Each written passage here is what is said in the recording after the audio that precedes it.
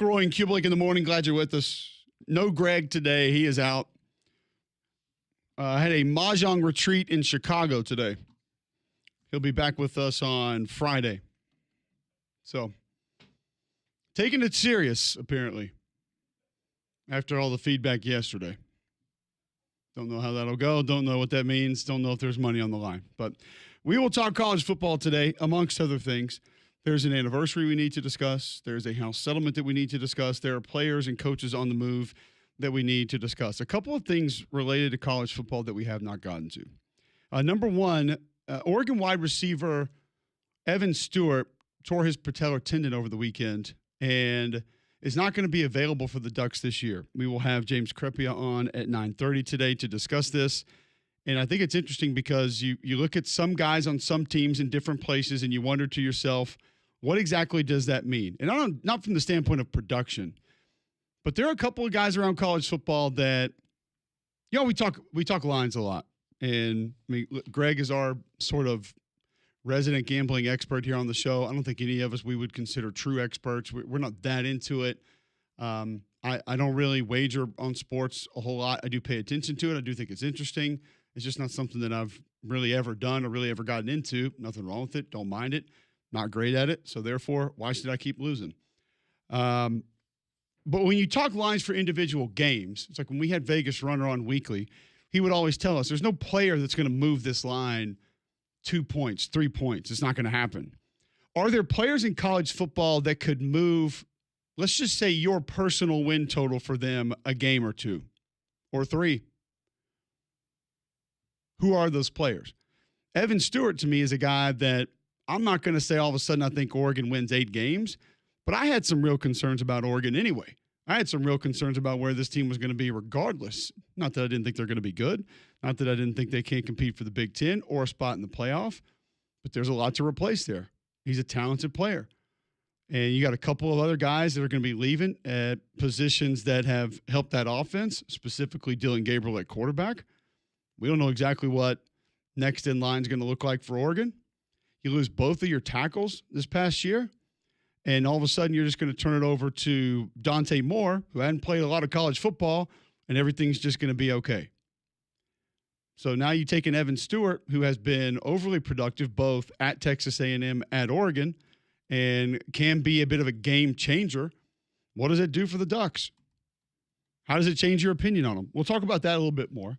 Louisville's made a very interesting hire, and this is a big one for a lot of different reasons. I don't know if this signifies some different things that could be coming down the road. Feinbaum asked me about it on his show yesterday. We'll talk about it today as Vince Morrow is going to be hired as the general manager at Louisville. Now, you start to think, and we've actually seen this in recent years. I thought this was blasphemy. I didn't think this could ever really take place, but we actually had a cheerleader that I went to high school with that cheered at Auburn and then went and cheered at Alabama. Like willingly? That might be the most vivid response from you, John, that I've had in anything that I've ever said on this show, and I'm wondering how. I've said a lot of stupid things on this show.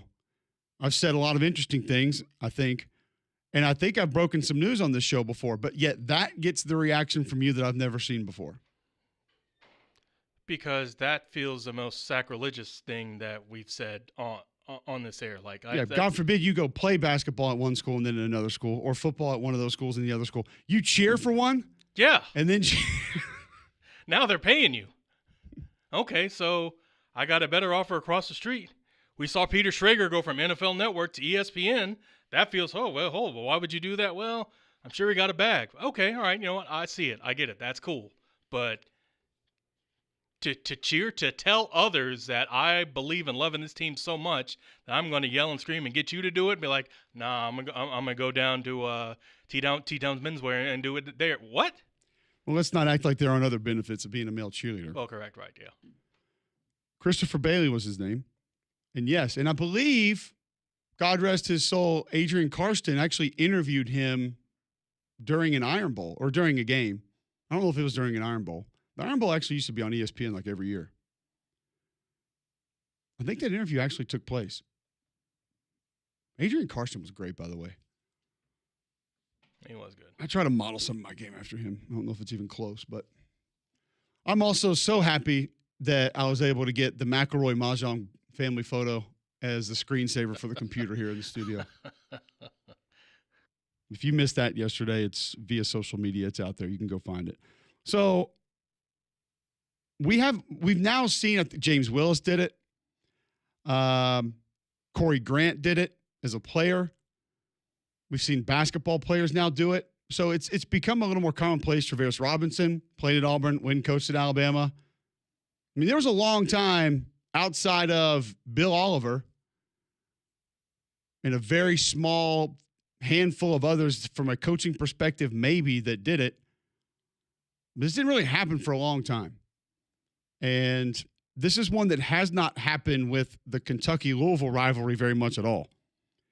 And Vince Morrow was considered to be a massive piece of Mark Stoops' success at Kentucky, mainly from a recruiting standpoint, but also from a management standpoint of just, like, we talked a lot about the loss of Scott Cochran when he left Alabama, and it wasn't as really the strength coach. It was more as the sounding board, that he was the guy that a lot of the players went to. He was a lot of the glue that kind of kept people happy and there. Like, there's a Heisman Trophy winner that was going to transfer, and Scott Cochran is, from my understanding, deemed most responsible for keeping him in Tuscaloosa. And Vince Morrow was kind of that guy around Lexington, and now he's going to Louisville. Have we just lost that in rivalries? Is that part? Like, we had a guy tweet into the show yesterday or the day before when we were talking about what would make you stop watching college football, and his response was that that game between Auburn and Alabama is strictly for money.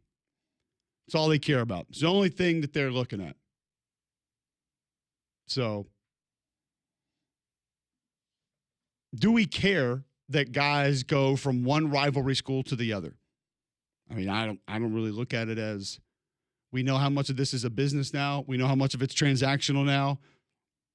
I don't know how much feelings are actually going to be hurt. But I do look at this one from the perspective of, not only did you lose a guy to Louisville, a team you're going to play every year, a team that you're recruiting against, that is your rival. Do Kentucky fans, I'll ask Matt Jones this at 8:30, do Kentucky fans try to play the game that Alabama fans do and pretend like maybe Tennessee or Florida is a bigger rival than Louisville? I don't know if they do that. I don't know if they pretend that way, if they try to pull that off. I don't know if those shenanigans are real with them. So we're also going to move Matt Winter to 8 o'clock, guys. Go ahead and mark that down. So he just messaged me. So we can have this conversation now around Evan Stewart, who I don't know if he's lived up to the billing from a talent perspective, but I know he's been pretty good. 53 catches, 649 yards, first year at A&M. 38 for 514 the next year, 48 for 613 at Oregon last year. So he has 139 catches, 1,700-plus yards, 11 receiving touchdowns in 3 years. Not super wow numbers, not amazing numbers, but I do think the talent is there for him to extend past that, go further than that. And I don't know if you have a lot of other proven commodities at that position for Oregon to just say, well, they'll be okay. How about Malik Benson's playing wide receiver for Oregon this year? Remember that name? There was a lot of preseason conversation about that name a couple of years ago. Thanks, Nick. He was telling people before the season, watch out for this guy. And he didn't do that very often. So what do we make of Oregon, number one? Are they a contender in the Big Ten? Does this sort of is this the last maybe jab towards the knockout of them being a national championship contender? Because you lose both tackles, you lose your quarterback, you lose a running back, you lose another wide receiver, you lose some up front on defense. Now all of a sudden you're really different. I've said before, the Isaiah World kid they're getting a tackle, I think is going to be really good. I think he's going to be great. So that's one spot that you filled. Okay. I don't know if you're just going to go get Emmanuel Pregnon from USC in Wyoming and all of a sudden he's that guy on the other side. I don't know if you can go get Alex Harkey from Tyler Junior College, Colorado, and Texas State, and all of a sudden he fills in and he's a Big Ten starter and locks down the left side. Now, there is an interesting name coming into Oregon that we've heard before. Well, really two. Dylan Thieneman, safety from Purdue, Apparently a pretty good player. He might help him a lot. The other one's inside defensively, and that's Bear Alexander. Does he want to play a full season of football?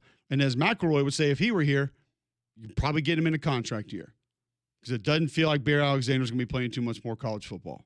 That doesn't seem to be working very well for him, which maybe the high school football didn't either, because didn't he play at 5 high schools? The organizational aspect of things doesn't really seem to be going well for Bear Alexander. Not that signifies that things would just work in the NFL, because I feel like you need to be a little bit organized there also. But the kid's got talent. I can pull clips of him at USC in the games in which he did choose to play last year, in which he did want to put a uniform on, where he was pretty good. Maybe not every play, every snap. Maybe not overly consistent, but there's some good snaps in there. And Dan Lanning's got he feels like a guy that can get that stuff out of there, and probably has the background recruiting him at Georgia. So maybe he can make that work. I just don't know if I'm putting Oregon up there with some of these other teams like some folks are. I don't know if I have them as one of my national championship contenders. I think playoff a little bit more of a long shot for them now, because I didn't need a whole lot more to knock them off the pedestal of bona fide playoff team. And by the way, when did Oregon become one of the teams that the media just puts in there every year? Nothing against Dan, nothing against Oregon, the program. And you guys tell me if I'm wrong, but does it not feel like, because we all know this is real, 800-239-9569. You can text in 205-834-9450, tweet in at Mac and Cube, listen online, joxfm.com. Watch live on YouTube as well, right now.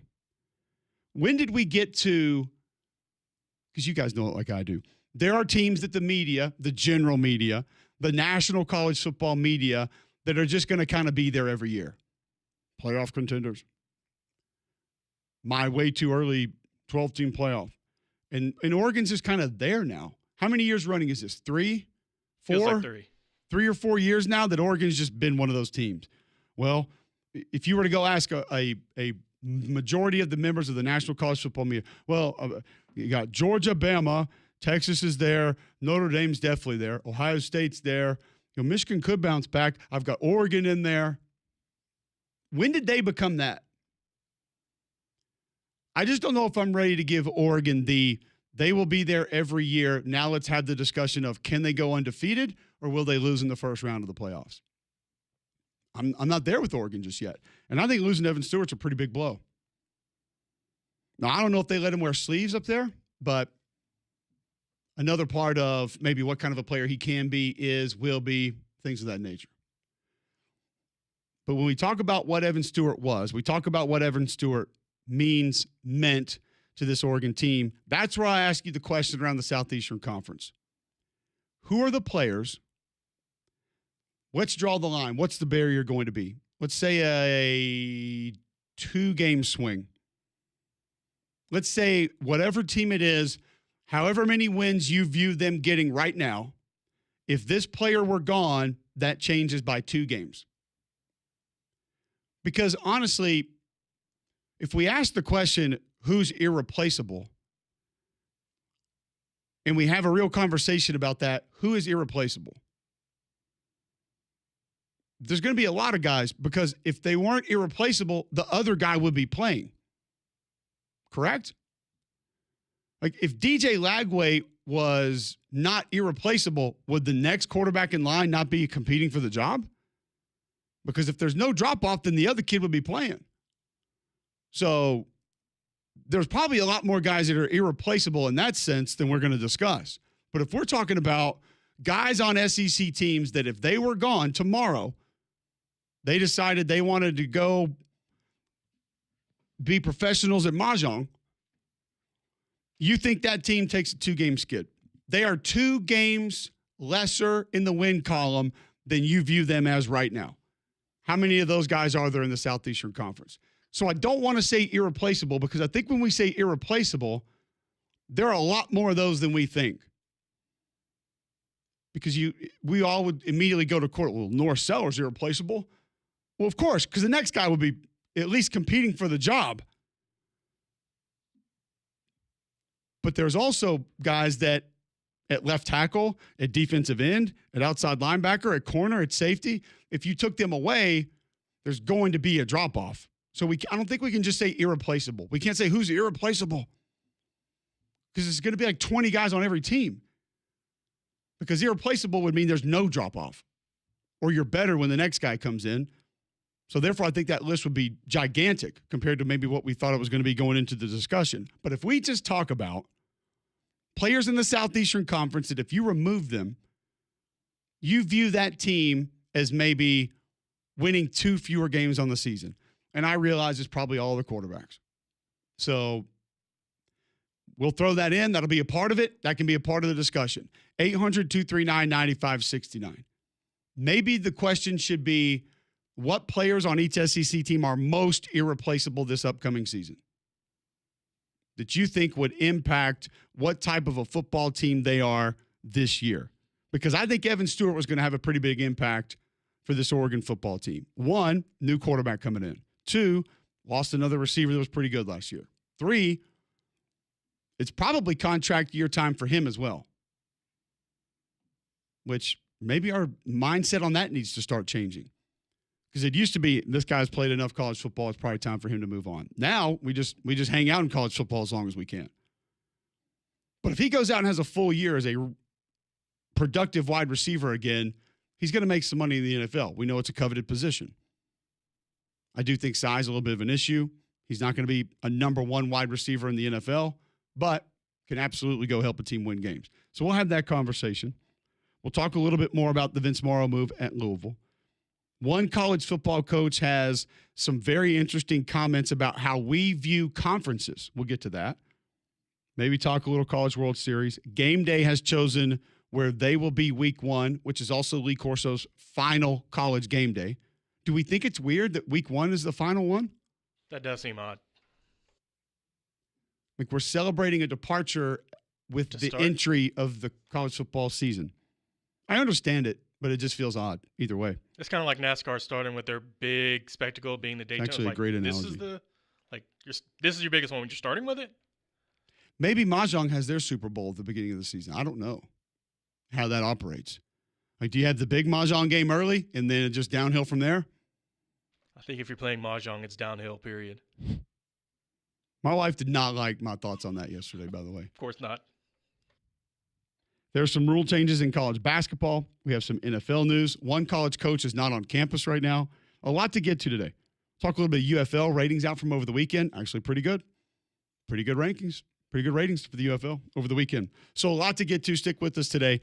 But we'll ask that question and come back on the other side and have the conversation. Which players in the Southeastern Conference, you remove them from their team, you think there's going to be at least a 2-game drop from what do you think they're going to be right now? First, I'll tell you about train. You guys know weather here in Alabama is unpredictable. There's no stopping a train. That's why you need the reliability of a train. Voted America's most trusted HVAC brand right now. You can receive up to a 10-year warranty on parts and labor on select Train home comfort systems. Find out more at train.com. It's hard to stop a train. All right, most irreplaceable players, if that's the way we're going to say it, in the Southeastern Conference next on Mac and Cube in the morning.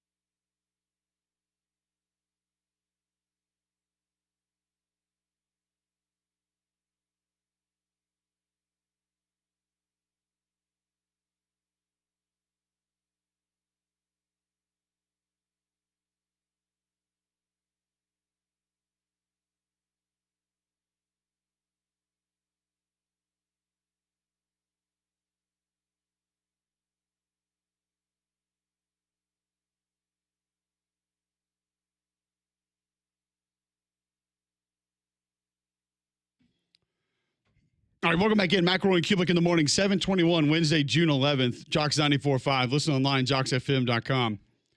App is in your App Store, iPhone, Android. Download it for free. App also take you right to YouTube where you can watch live each and every morning. Go back and watch it later in the day if you missed it. I think it's going to be a fun practice here because I think this is going to be a good debate between a lot of us on who could be where and what schools are going to have a player that is either most important or next most important as far as who would affect the win column the most. We'll just go down by school. We asked the question earlier with Evan Stewart going to miss the season at Oregon, and we'll talk to James Kreppe at 9:20 about that. Who would be the most impactful losses for Southeastern Conference teams?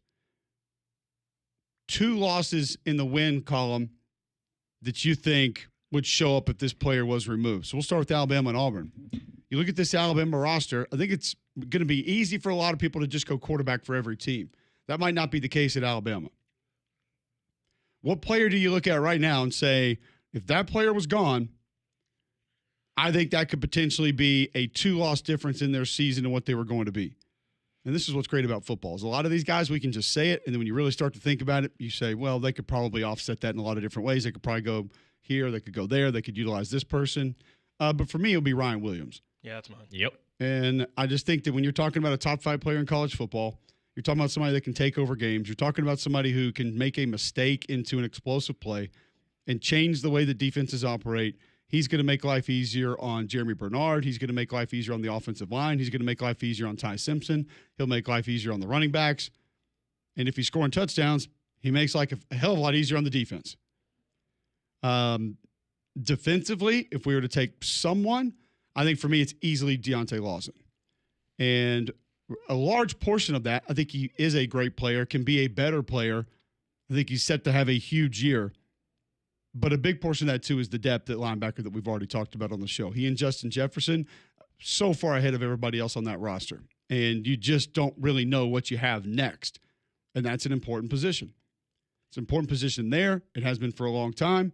And it's an important position on every college defense. So I think if we were to go that side of the ball and sort of flip it up a little bit, is there anybody else that was even in the discussion for you? I thought Caden Proctor, but I think it's more like the depth behind him because, I mean, I will say he's probably the best offensive lineman you have, but if he goes down. I would disagree with that. Who would you say? It's Parker Brailsford. Parker Brailsford. Now, I think Caden Proctor might be your best NFL prospect because of his size and because of the position and because of Parker Brailsford's size. Yeah. That's going to be a ding on him when you're talking about him being drafted. But if you're talking best player on the offensive line, it's Parker Brailsford right now. For me, it's not even close. I mean, if you were to go look at wins and losses and plays that potentially cost you yards, a lot more on Caden Proctor than there were on Parker Brailsford last year. So, and I think Jaden Roberts has a chance to be in that mix. He's not quite there yet, but I think Brailsford was going to be next for me. You hear about some of the things he does at the line of scrimmage. You hear about what he does in the weight room. You hear about what he is as a leader on that football team. And think about it. He's been in this offense. So the verbiage, the understanding, changing protections, and now he's bringing in a guy that he's already worked with before, so he knows even better, and they're going to be able to lean on each other a little bit more. He was probably going to be my next player that I would have said. And it's not to say that, first off, I'm not 100% sure who they would move there. Rock Montgomery, I think there's a couple of guys they may be trying there, but I think Brailsford might be my number 2 on offense. Greg obviously wouldn't like that, as he wanted to have a discussion about how the offensive line is useless yesterday on the show, but I don't know if he would go there. So I think we're in a pretty big consensus there. Defensively, if it wasn't Deontay Lawson, see, I think LT Overton's fine, but I think you have some other guys like Jamarian Latham you could move over there. You could have a couple different guys that can help you out there. Not too deep at safety, so maybe one of the safeties, maybe a Keon Sabb. I mean, it hurt when they lost him last year. So, but it's Deontay Lawson for me defensively. I don't even think it's close. Yeah. 800-239-9569, 800-239-WJOX. Players that you think would force 2 or more losses if gone from their roster in the Southeastern Conference on every SEC team. So we'll go to Auburn. This is a little bit more of a difficult practice because you could say Jackson Arnold. We haven't even seen him play. Right. He hasn't even played a spring game in an Auburn uniform. So it's hard to just say that guy. If we're projecting out with what they could be, with what they might be, with what we think they would be, I think it's Eric Singleton. Right. Because Eric Singleton is going to take screens. He's going to take jet sweeps. He's going to take handoffs. He's going to catch the ball down the field. He's going to have quick throws. He's going to give you yards off catch and run. They're going to move him. They're going to motion him. He's going to attract attention. He is going to change. I mean, in a lot of the similar ways we talked about Ryan Williams affecting things for Alabama, Eric Singleton's going to do the same things. He's dynamic. He's a big-time player. Now, it's difficult to say that because we haven't seen him do it. We haven't seen what the offense looks like with him. So we don't know what he is in the win column or loss column because he hadn't done it yet. But there also doesn't feel like there's just that guy ahead of everybody else. Now, if Cam Coleman becomes more consistent, you physically don't have another guy like him. He's different. And I do think the tackle depth is a little bit bigger this year, a little bit better this year compared to the last few. So you could say in years past, you lose one of those tackles, you're in big trouble. But now maybe Tyler Johnson can fill in. Maybe Xavion Miller can fill in, and you have some real depth there. I think Connor Lew would be a big loss. Similar to all the reasons we talk about with Brailsford. I think individually, he's probably their best football player along the offensive line. Does a lot. Is center as important in that scheme? Maybe not. But he knows it, and he's done it, and he keeps things in line. Different guys on offense for you? No, it's going to be Eric Singleton. The only issue I had is just, I hadn't seen him play, but just what done it. Yeah. Now, even you go back and watch him at Georgia Tech, he wasn't asked to do everything, but when he did, he's a firecracker, man. He's a big-time player. Yes, sir. John, anybody different for you offensively? Not offensively. Defensively, the one that stood out to me was Keldrick Falk, but offensively, no. I don't think – Amaris Williams, I think, could do some of those things. I think that you could use, if you needed to, Kieron Crawford to do some of the things Keldrick Falk does, but physically, they're not giving you the same kind of guy. They just aren't.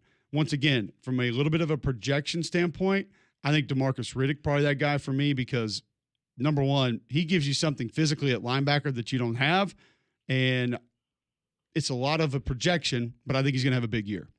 So I think a lot with Auburn, you're looking at, okay, this is what I think they're going to be. Right. Which is kind of how I asked the question of where you have them in the win column now, and if this guy was gone, it may cost them a game or two. And I think defensively, it's Falk or Riddick, and offensively, I think it's Singleton. Now, if I'm viewing Auburn right now as 8 or 9 wins, that has to be with Jackson Arnold playing good football.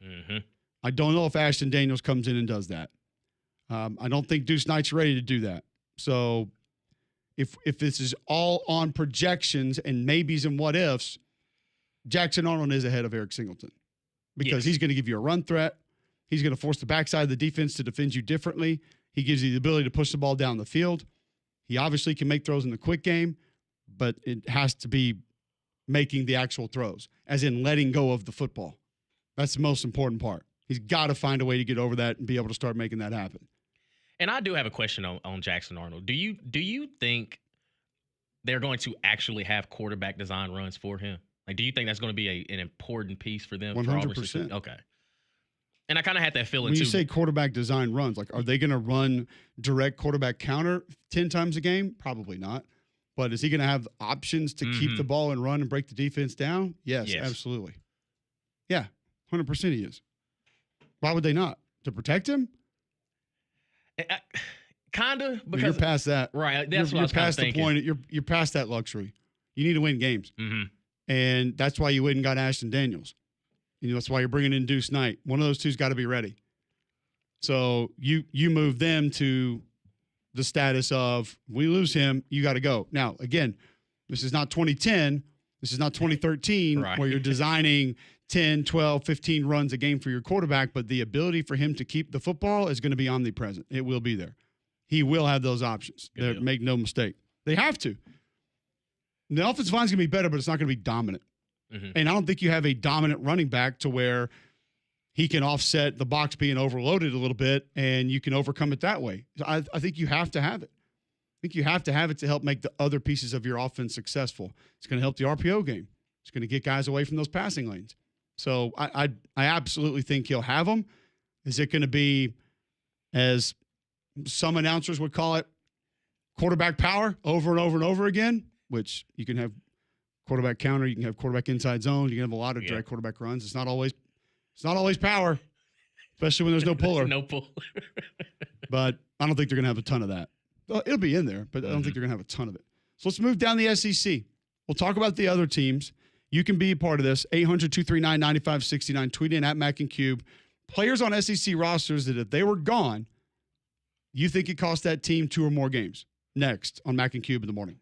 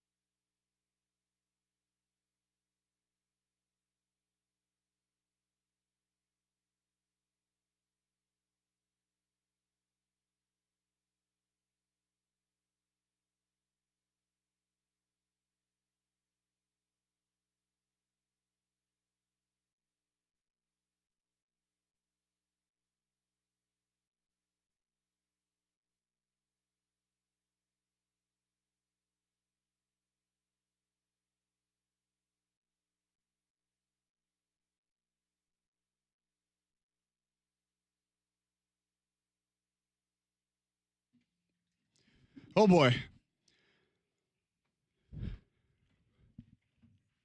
Sometimes maybe you shouldn't welcome the folks chiming in. It's getting a little wicked. At Mac and Cube via Twitter. You can also text in 205-834-9450. We will go through every SEC team, and then at the end of this practice, right before 8 o'clock, where we welcome in Midwinter, from a legal perspective, we'll discuss the NCAA House settlement, maybe who we think is at the top of the list overall in the Southeastern Conference. And keep in mind, there may be players that you deem better, more important, but their team is just better, so they don't drop as many games. That's how you also have to view this just a little bit. Greg Hendricks tweets in, only Georgia player I think would be Christian Miller. I do think Christian Miller is set to have a nice year. I do think he's one of the most experienced defensive linemen.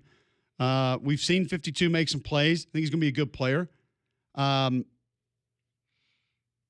It is an interesting practice when you go Georgia. Now, one thing that I'm concerned about with Georgia this year would be tackle depth. So Monroe Freeling, and even though Ernest Green had a down year last year, I think Ernest Green could have a nice bounce back year this year. Could one of those two be there?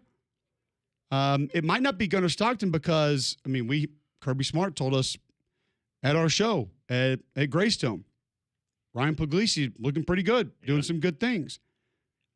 I wonder if it might not be like a Dylan Bell because he lines up in the backfield, he lines up in the slot, he takes jet sweeps, he does a lot of different things. But if Dylan Bell's gone today, do I look at Georgia as a 10-win team and say, man, they might be an 8-win team now? No, not really. And this is kind of where we had the conversation we were just talking about, is that they're still going to be a really good team. They still have a lot of other really good players. So I don't know if there is a guy that I look at and say, man, that's a pretty big drop. They're not going to be like, if we're, again, looking at kind of projections, I think Raylan Wilson's going to have a huge year. I think he is going to be on the line of scrimmage, off the line of scrimmage, has to do a lot of different things. Like, he would impact things not being there because I don't know if they have another dude that runs like him. So he might be one. Maybe a KJ Bolden, who had a great year last year as a freshman and holds a lot of things down on the back end. But it doesn't really feel like Georgia has that guy that I look at and say, oh, yeah, if he's out of there. Now, I will say this. Elo Mendoza coming in from Army. He's a dude. I like him. I like him a lot. He has more twits as a pass rusher than anybody they have, which should not be the case, but it is, and that's why they went and got him. If he was not there, I think maybe I look at that defense in a little bit of a different way. I'm interested to see exactly how they use him, but he might end up being that guy. The first thought was kind of the same conversation we had about Eric Singleton and Zachariah Branch. See, I just don't think his ball skills are as great as people think. Really? I think he's just a run. I think he's just a burner, handing the ball and run guy. Yeah. And then I think he's a throw the ball down the field, hope he catches a guy. Like, I think he's more track than football. Okay. And like Ryan Williams, Singleton, guys like that, I think their ball skills are just way ahead of where he is. So that concerns me a little bit about his usage. Now, he'll impact things on the field because you have to pay attention to him. Right. And not many guys are going to be able to run with him. But I don't know if Georgia has that guy. Greg Skipworth tweets in Connor Lew at Auburn. Yeah, we went there, and I would be with that. Rebecca tweets in. I'll have to double check the actual team here. If we lose Alex McPherson to health issues again, we're dropping a couple games. We could have won a couple more games last season if we had a good experience kicker. Oh, boy. Oh, boy. Listen, I'm with you, man. I kind of, we could find one of those somewhere. Or we can just go for two. Has there been a kicker in the history of Earth that a human actually looked at and said, that's a 2-game swing? Maybe Adam Vinatieri? Vinatieri? No, I did not. I did not, going into the Colts season or the Patriots season, ever say Peyton or Brady are going to lose 2 extra games because Adam Vinatieri's not there. Not one time in my life did I say that. Never did I sit back and say Bobby Bowden is not making the national championship game because Sebastian Janikowski is out. Never said that. Not one time. Not a single time. Listen, I subscribe to that same way of thinking, man. Now, maybe the St. Louis Battlehawks this year, I might have looked at without Rodrigo Blankenship. Yeah. That's a different league. Yeah. Not even there do I think I would have said that. But I'm sorry I can't have that conversation. Trust me, I'm right there with you. We won't allow it. It's not a real thing. It's not. What 2 games was Auburn winning with Alec McPherson last year? Well, looking at what Towns missed, he missed one in the California game, which they lost by 7. He missed one in the Georgia game. Hold on a second. Uh-oh. Not all games are as the scoreboard appears. We really think Auburn was in good position to win that game multiple times? Because that game felt very one-sided to me when I was watching it. Maybe after the 3rd pick. Maybe. How about the inability to stop the run in that game? That is true. Or the quick pass? Well, sorry, I didn't view that game as Auburn was right there in it, and a lot of people saying should have won that game. Now, Oklahoma, the last 2 minutes in the first half, that 45 seconds where, they had a penalty when he made the kick. Towns did miss 2 in that game. Right. They lost by 6. 27-1, and they were close. And Maybe you could argue Missouri. I don't know about Mizzou. Once again, there are games in which the scoreboard does not indicate exactly where a team was as far as being in a game or doing things in a game. No, but Auburn was close enough in that game, I think. I just think Oklahoma may be the only one I could at least have a conversation about. Auburn had 286 yards against Cal. Well, we're talking about special teams. Now, they did have 482 against Oklahoma. That's a pretty good defense, too. Yeah. Just that last minute or so. And a very familiar number, 286 yards against Missouri. Yeah, I don't think you're in position to win those games. You couldn't move the ball. No. I understand that the score was close towards the end, but you're going to get the ball back and not move the ball again? Not the ideal situation for an offense. I thought Auburn was in the Cal game for the first half, but like midway through the third quarter, there was not a part of me that thought, oh, yeah, they're in control of this game. And then they let it get away. That's not the way I watched that game. That wasn't a real thing. All right, a couple more teams to get to. Well, a lot more teams to get to. I don't know if we'll get to them all. We'll try to next on Mac and Cube in the morning.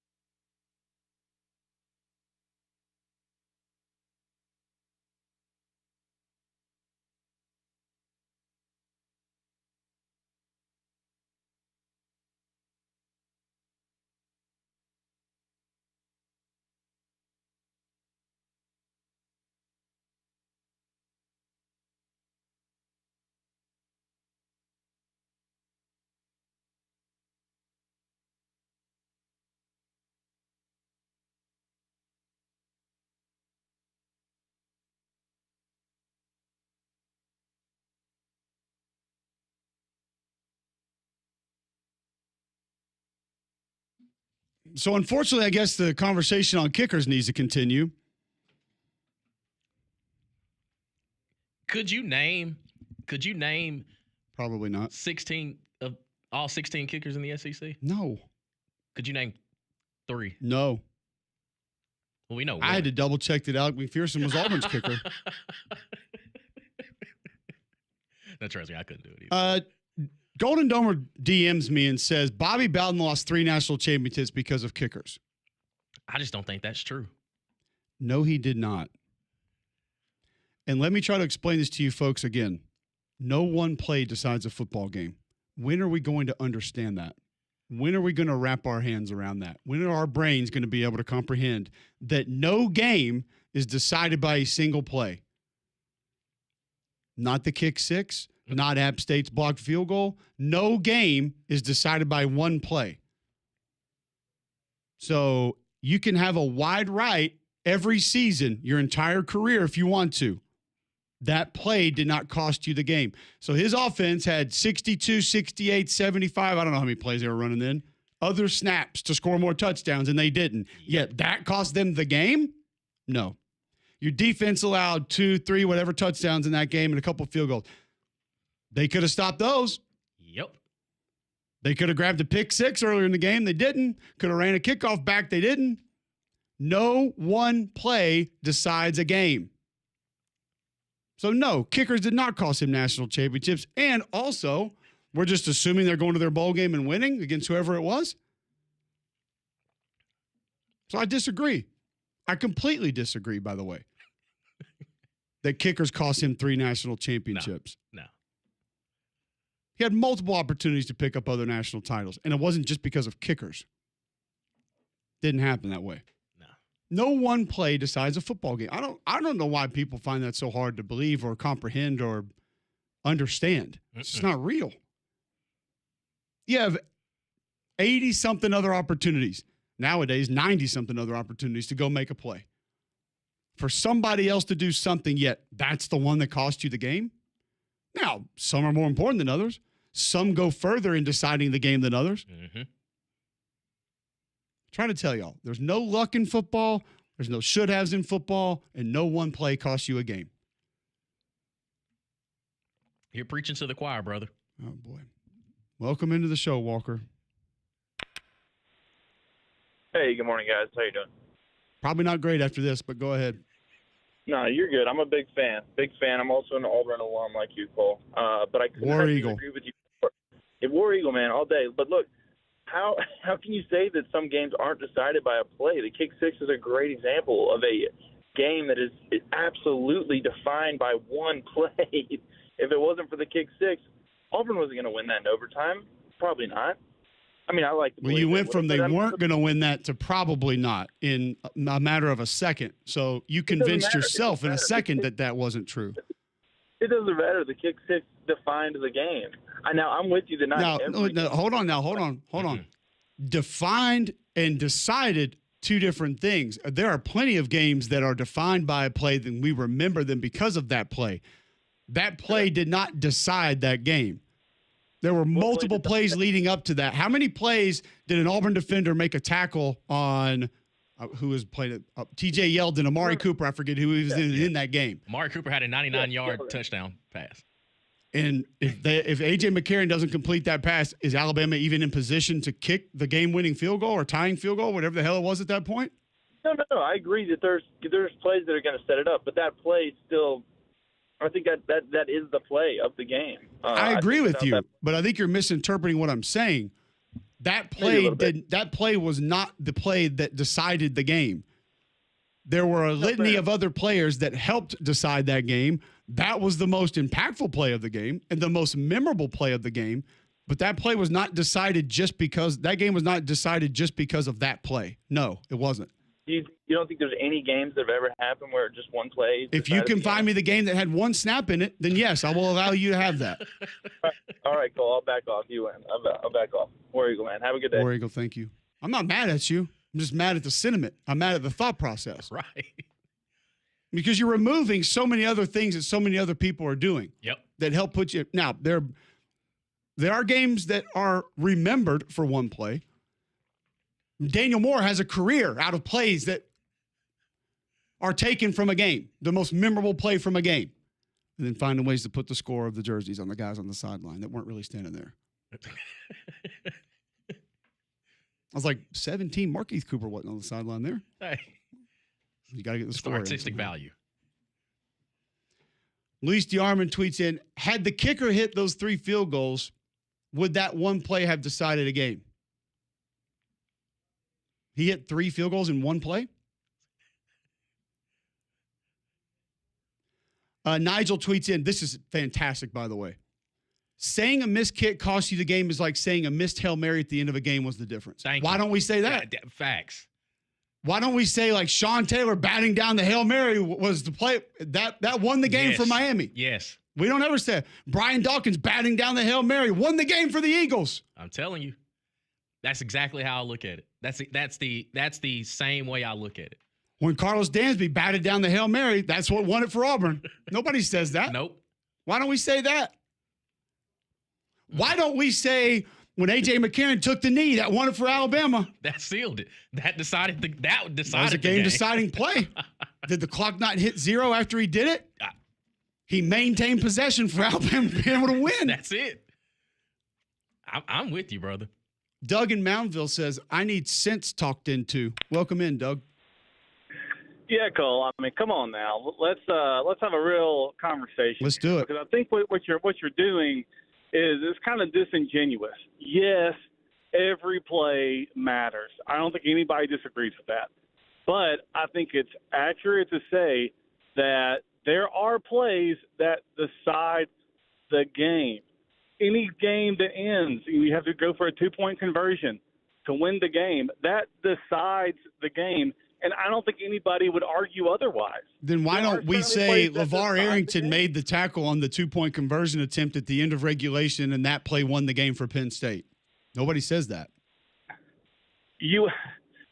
Cole, look at Vince Young. Vince Young's run against USC decided the game that won the championship for Texas. I mean, there are plays that decide the game, and if you flip that around though, because I think I understand there's a moving goalpost, maybe a little bit on both of our parts here. The way that would have been stated to me that I would have had frustrations with is that Vince Young run cost USC a national championship, and that's what I would disagree with. Right. I mean, I agree. It cost USC the national championship because of Vince Young's deciding play. So, I mean, semantics. I see what you're saying. I see what you're saying, right. and part of what you're saying is fair.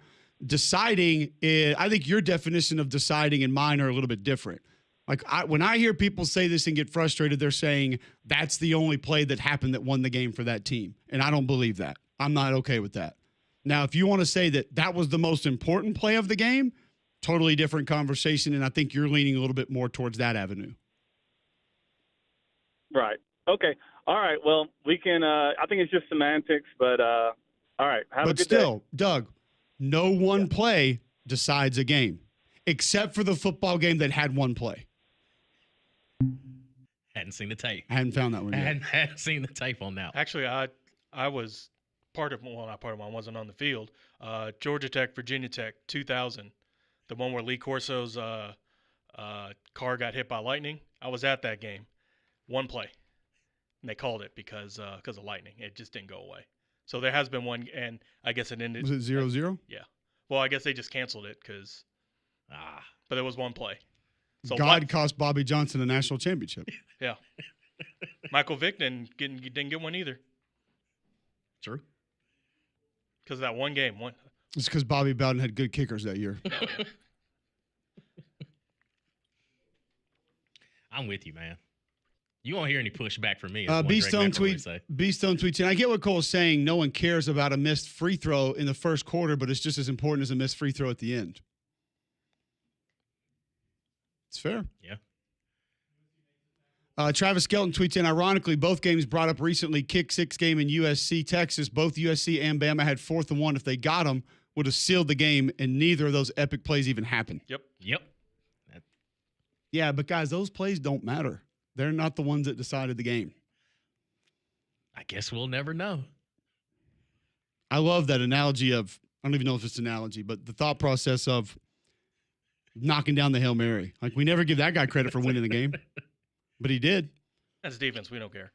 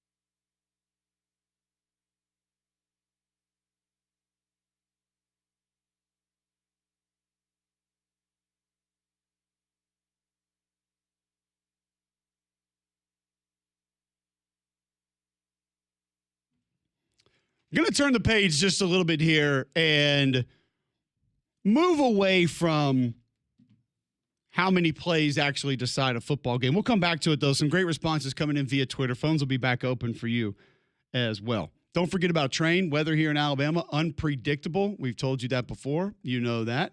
Because of that, you need the reliability of a Train, voted America's most trusted HVAC brand. And right now, you can receive up to a 10-year warranty on parts and labor on select Train home comfort systems. Find out more at Train.com. It's hard to stop a Train.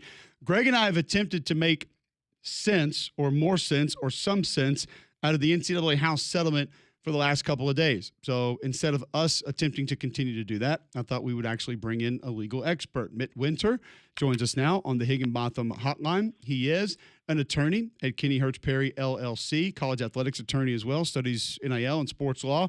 Mitt, I appreciate you taking some time to join us. I have two sort of simple questions I'm hoping you can bring some clarity to with this first, and I think you might be able to. Number one, why did the back pay stop at 2016 with this NCAA settlement? Yeah, thanks for having me on again, guys. The reason the back pay only went back to 2016 is because of the statute of limitations for antitrust claims. It's 4 years. You can only go back 4 years to get antitrust damages. In this case, was originally filed in 2020. So that's the simple reason why it only goes back to 2016. And then why do you think 10 years on the settlement? Why not 15? Why not 20? Why not 5? Why was 10 the number there? And do you think there's any chance we get to that with the same settlement in place?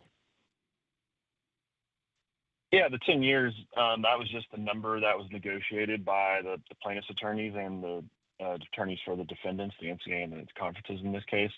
I can't tell you specifically how they landed on 10 years. Obviously, from the NCAA conference side, they probably wanted more than 10 years, but the plaintiffs probably weren't willing to go that far. So 10 is the compromise that they arrived on.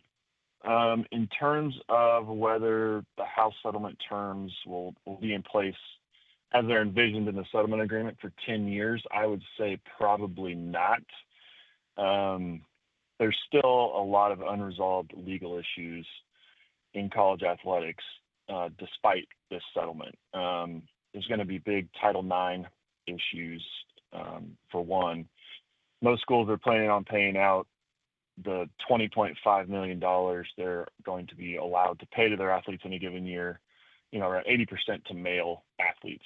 And there are definitely some Title IX attorneys out there that don't think that complies with Title IX and are gearing up to bring Title IX lawsuits. There will probably also be some lawsuits related to the cap, that $20.5 million cap that schools are able to pay their athletes. So before the House settlement, the cap on payments that schools can make to their athletes was $0. Now it's going to go up to $20.5 million, but it's still a cap, which is potentially problematic under antitrust law. And then the real issue that could really, blow up the House settlement terms, for lack of a better word, is the employment issue, which is still out there.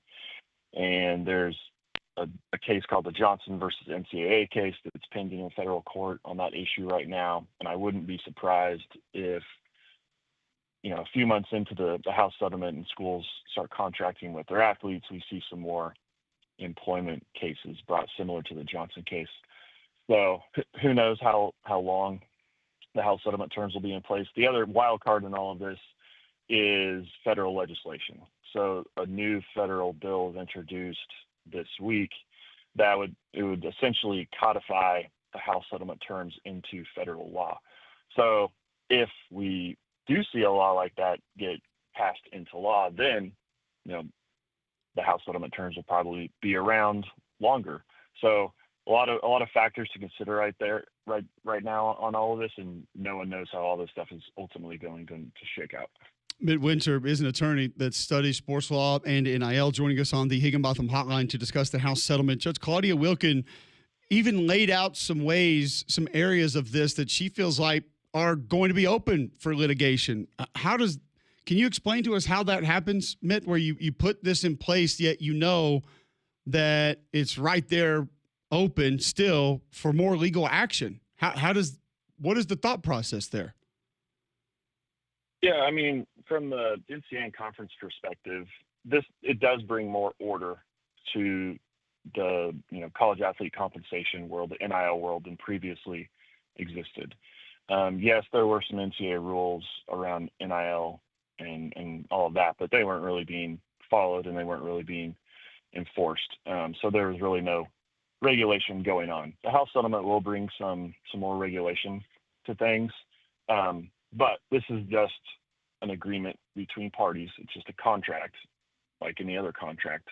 It had to be approved by the court, so it was a little bit different in that sense. But things in the settlement agreement are still going to have to comply with law, like antitrust law and the salary cap.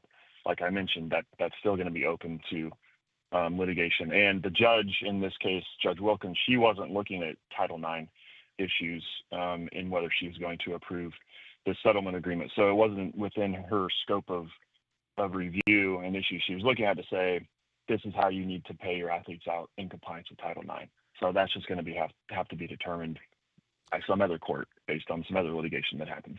Mitt Winter with us on the Higginbotham Hotline. He is an attorney discussing the NCAA House settlement. Title IX has not come up often in this, with a lot of people's responses, maybe issues with how this is going to take place. My understanding is that from an equal pay standpoint, there's already litigation that's being set up and being discussed. Where do you see this settlement going as it pertains to Title IX and maybe unequal pay moving forward? Yeah, so no one really knows how Title IX applies to these payments that schools are going to be making to their athletes. So the contracts that schools are entering into with athletes, they're NIL licensing and services agreements. So they're not being paid as employees, they're being paid as independent contractors for the use of their name, image, and likeness. And Title IX, the current regulations that are part of Title IX, they don't speak to that. So it's a very gray area right now. If you talk to one Title IX attorney, they'll say, oh, you need to do this to comply with Title IX with respect to your payments. You talk to another one, they'll say, oh, you need to do this. Well, no one really knows. But we do know that schools, like I mentioned earlier, are going to be paying the vast majority of, at least at the P4 level, the vast majority of their NIL compensation at $20.5 million to their male athletes, and 75 to 80% to football, around 15 to basketball, and then the remaining 10% will go to some women's teams and some other men's teams. There's a pretty prominent Title IX attorney named Arthur Bryant who really he just files suits against schools on behalf of usually female athletes, claiming that they're violating Title IX. And he just left his old law firm to start his own law firm just to bring these types of Title IX cases. So we'll definitely see some cases from him. There's probably some other plaintiffs attorneys who are playing these cases as well. So it's just going to be up to the judges that get these cases to really interpret Title IX and tell us how Title IX applies to these NIL payments going forward. Mitt Winter is an attorney at law who studies sports law and NIL, joining us on the Higginbotham Hotline. A lot of times when something like this comes out, Mitt, from a legal standpoint, people begin to pick holes in it and discuss some of the potential issues in it, and that's understandable. What did you like about this settlement? What did you look at and say, you know what, that's how this should be? That's well drawn. I think that's something that holds. Like, what were some of the best parts of this NCAA House settlement, in your opinion? Yeah, I mean, the best part, besides former athletes being able to receive some compensation for NIL compensation they were not able to receive, is that now schools can pay their athletes and directly contract with their athletes. I do think that will bring some more order to things than we've had the last 4 years, where the NIL compensation, almost all of it being paid to athletes, is coming from boosters and NIL collectives. Not that many of those collectives are well-oiled machines and great businesses, but I think it will bring some order when it's the schools that are able to contract with the athletes. Contracts are, maybe a little more robust. I think it just brings a little more order to everything. Some of the other stuff we'll see how it goes with the salary cap and trying to limit some of the booster and collective deals. There might be some problems there. But I think finally getting to that point where it's the schools that are, they're the ones benefiting from the athletes playing sports at their school, so they should be the ones that are paying the athletes. So I think it's good from that standpoint. Absolutely. So when you move forward and think about maybe what's next, what do you view as either something going against this House settlement or maybe something new that comes up because of it? Like, what's the next big obstacle for college sports legally as now that this is in place, we begin to move forward? Yeah, kind of as I mentioned earlier, I think the employment issue, besides Title IX, I think employment is the next big legal issue in college athletics. Like I said, there's already a case pending on that issue where a court said college athletes can be employees and issued a new test to determine whether they are. The NCAA and conferences were hoping that court said they cannot be employees, but it did not say that. So I think that's going to be the next big, broad legal issue in college athletics, whether the athletes are employees or not. And if courts start determining that they are, then that's going to change the model. Obviously different in the House settlement terms and different than college athletics has operated since its existence. And do you think that employment is inevitable? Is there a way around this? I talked about this earlier in the week, Mitt, when we were kind of going back and forth on this, and you hear that now college football players are essentially going to be on collegiate payrolls. They're going to accept checks from colleges, and we're going to try to – I don't want them to be employees, and I don't think they should want to be employees, but it doesn't feel like there's a way around it at this point.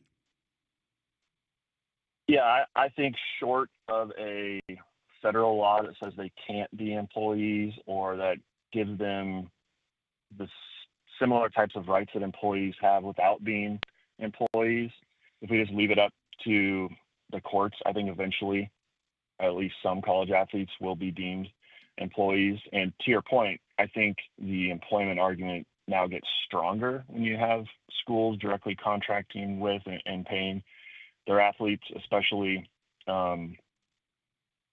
with the terms that some of these contracts that schools are entering into with athletes have. They do look a lot like employment contracts in many instances.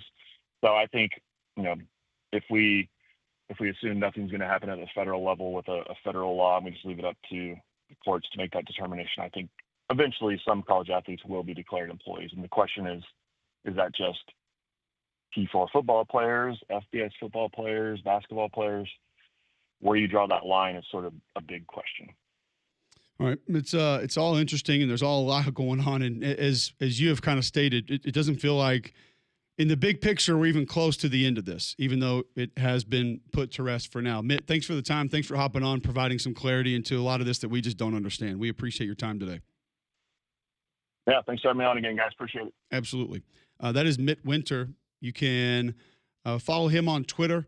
And obviously there's a lot of this that we don't get, that we don't know, that we don't understand. So folks like Mitt can help bring a little bit of clarity to situations like this that we might be in the dark on or just don't understand every aspect of it. At Winter Sports Law, you can follow him there. Attorney at Kenny Hertz Perry LLC, studying sports law. So appreciate Mitt taking some time to join us. And listen, I get more concerned every time I talk about it because it just feels like there are so many holes in it. There are so many issues with it. Even though it has been put to rest, it is now in place. And like Paul said the other day, the attorneys look at this and they see some of the holes and some of the issues and they're just going to go at it. And he never thought that law was supposed to work that way, but now it does. And here we are. Your CBD store can work for you. Arthritis, anxiety for you or your pet, gut health for you or your pet. They can help you there. Largest CBD retailer in the world, brick and mortar that is. Also, your CBD store, first company to have USDA certified organic oil supplements. If you need better sleep, if you need to help with weight loss, the Trim by SunMed in stock now at your CBD store. Stop by today, see what they can do for you. They've got the stamp seal on those products being USDA certified, so you know you're going to get the best products possible. And if you need skincare for yourself, anti-aging, they have products that can help with that at your CBD store. 3 locations, Highway 280 by Bailey Brothers, 150 by the Cajun Cleaver, Trustful just off 459. Your CBD store where good health hits home. There are more of you that believe I am a moron. We'll discuss that next on McElroy and Kublik in the morning.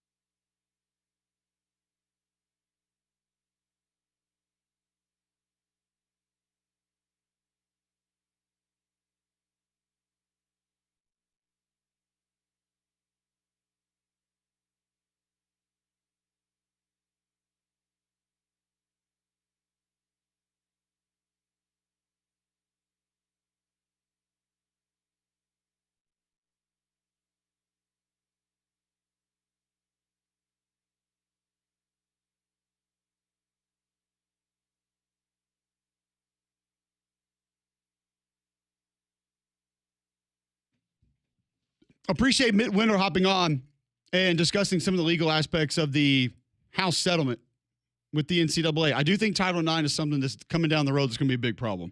And I don't understand all of it. I don't understand the extent of it, how it's going to operate, how it's going to work. And I thought Mitt said it perfectly with he needs to see how the courts are going to view Title IX to make some of those decisions. We don't really know that yet. We haven't seen decisions on that just yet. That's still to come. McElroy out today, a Mahjong retreat in Chicago. He'll be back on Friday. We'll ask him all about it. Apparently, I am wrong as well and have been proven so. Many of you tweeting in on our previous discussion about no one play deciding a game. If you think it does, 800-239-9569. Some of you are already texting into the shows. We'll get to those in a moment. 205-834-9450. And you can tweet in at Mac and Cube. Apparently, you can also tweet in at 3-Man Front if you would like to attempt to tattle on me to that show. That is also another thing that can take place. Back to the conversation with Mitt Winter, Greg Skipworth tweets in at Mac and Cube, are the payments to athletes via schools and NIL taxable? Depends on what state you live in. Because some states are enacting laws or attempting to enact laws in which NIL money is not taxable. To which I have not heard a human who is not a current collegiate athlete say they think that's a great idea. Now, we know why they're doing it. Because when your NIL deal's $150,000 and LSU's NIL deal's $150,000, that state would like to be able to say, but ours is not taxed. Therefore, this much more is going to be in your pocket. Could a different state not say that legally that's recruiting enticement? I have no idea legally about anything because I didn't study law and I'm dumb.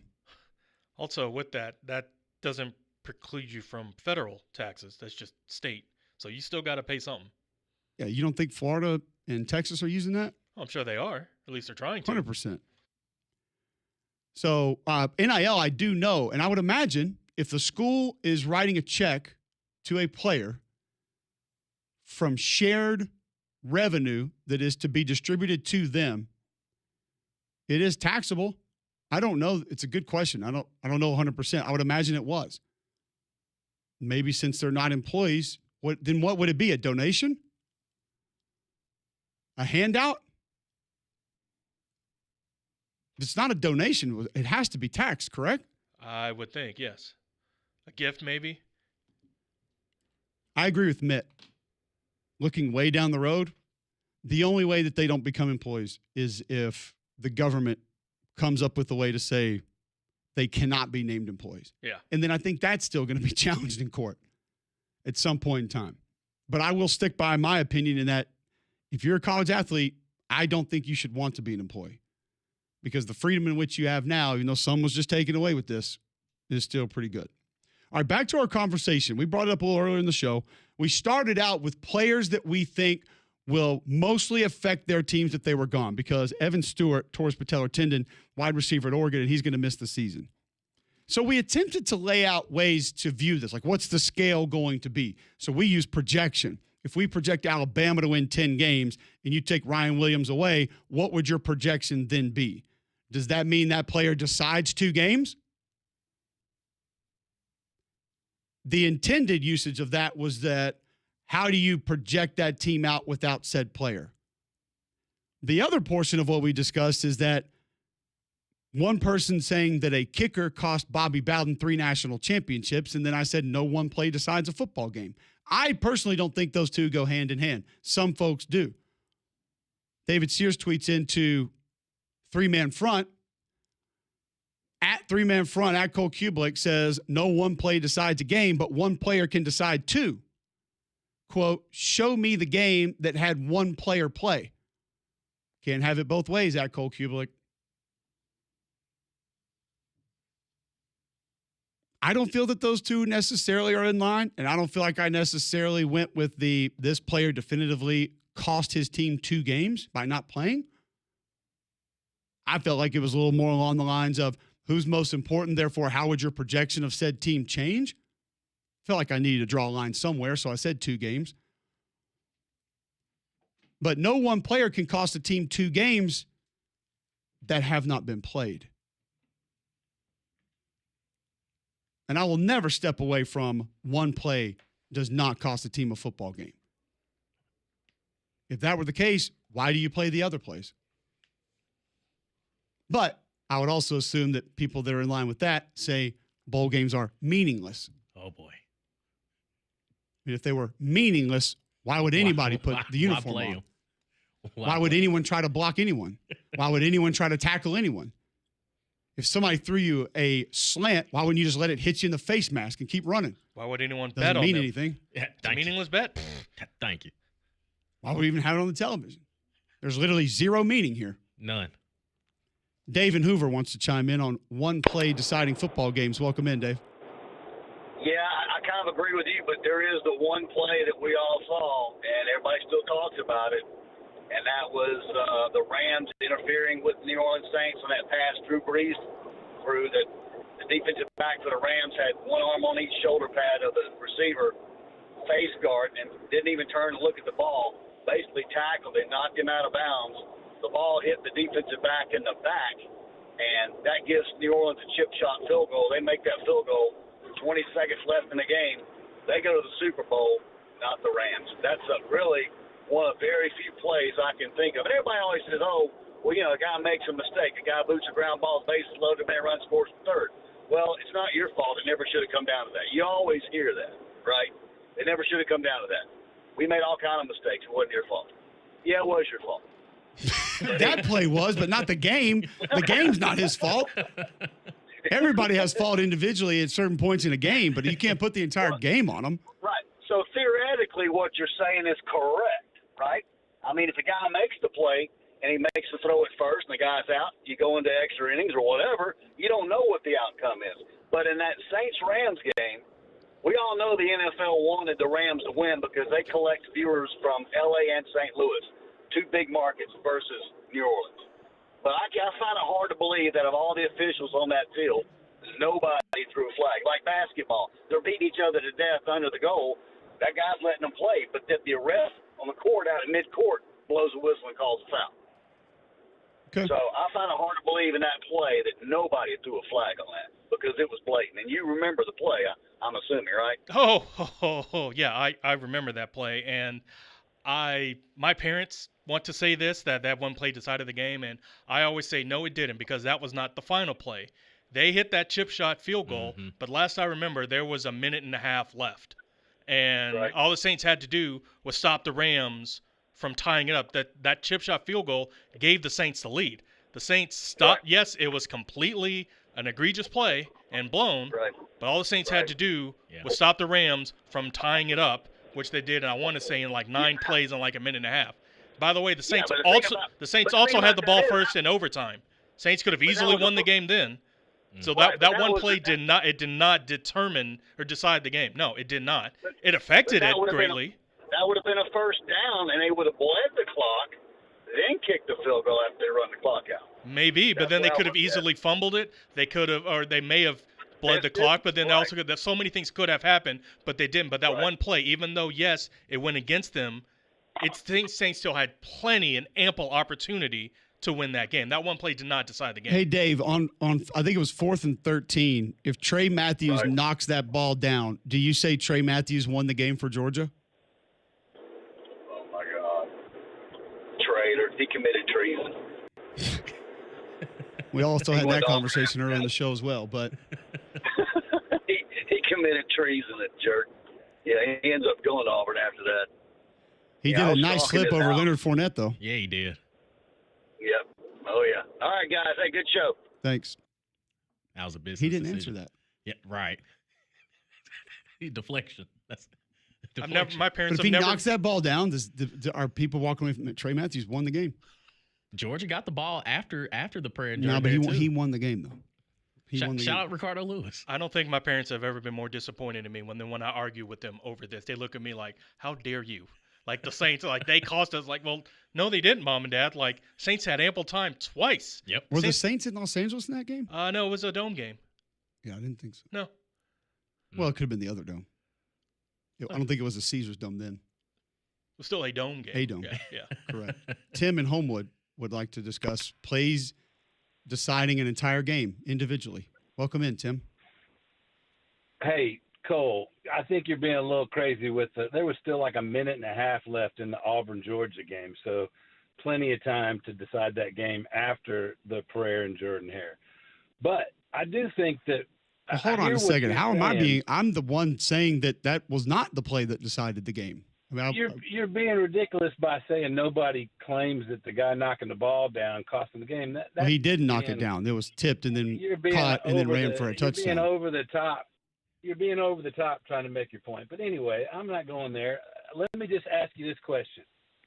In the Auburn-Alabama Kick Six Iron Bowl game, that game was back and forth, back and forth, back and forth. You know, everybody made the play. The 99-yard touchdown, then Auburn drove back down the field to tie it. It was tied. The game was tied. So all things being equal, not enough time left, 1 second left, that's it. It came down to one play, right? If Alabama makes that kick, they win the game. They missed a kick. Auburn ran it back for a touchdown. Auburn won the game. How can you say that one play didn't decide the game? It did. It absolutely did. It held in. The game was in the balance. It was tied. The one play decided the game, right? Wrong. Am I crazy? Yes. Okay. Because there were – I got to go look at the play chart and how many plays were running the game, but you just mentioned the game was tied. How many opportunities were there for them to be ahead? To score other touchdowns or prevent other touchdowns. You can take that ad nauseum. I'm saying all that being equal, the game was tied. There was one play left. Alabama executes a field goal. They win. They didn't. Auburn executed the play that they executed with the kick six. As miraculous as it was, they did it. They won the game. So that was a game-deciding play. It was the last play of the game. I don't know how else you want to define it. But anyway, I'm not saying you're stupid. I'm just saying that I think you're not the first one today. I think in certain circumstances, one play can decide a game. At one point in that same game, Alabama was up 21-7. Just for what it's worth. That's right. And Auburn came back. And Auburn came back and tied it. It was tied. So there were other. My understanding of that is that you're saying that those other plays in which Auburn utilized to be able to come back and tie the game, those plays didn't happen. It's only the kick six that happened. They absolutely did. I'm saying they absolutely did happen. The game was up to a certain point. The game was a thing all the way back and forth. Everybody making their respective plays. That's all true. But it came down to one play that decided it because it could have gone either way. And that one play, the outcome of that one play changed who won the game and decided who won the game. Do you not agree with that? Feels like the play one before the when game he stepped ended out of on bounds. That play. Right. Yeah. That's the one that decided I just don't think that that's the only play that decided who won that football game. I think Okay, well, I can't convince you. I've been listening to people try to convince you. I thought it was – I agree with you. Certain games have many, many things. But in that one particular game, I think it just came down to one play that decided it one way or the other. So on all of the wide rights in Bobby Bowden's career, you say those missed kicks cost him a national championship? That one play cost him a national championship? If the kicker executes the play, they win the game. They have more games to play. Won, so, yeah. Huh? There were more games to be played. Well, no, not cost him a national championship, no, but cost him that game, yes. When a kicker misses a kick at the end of a game and the other team wins because of it, that is a game-deciding play.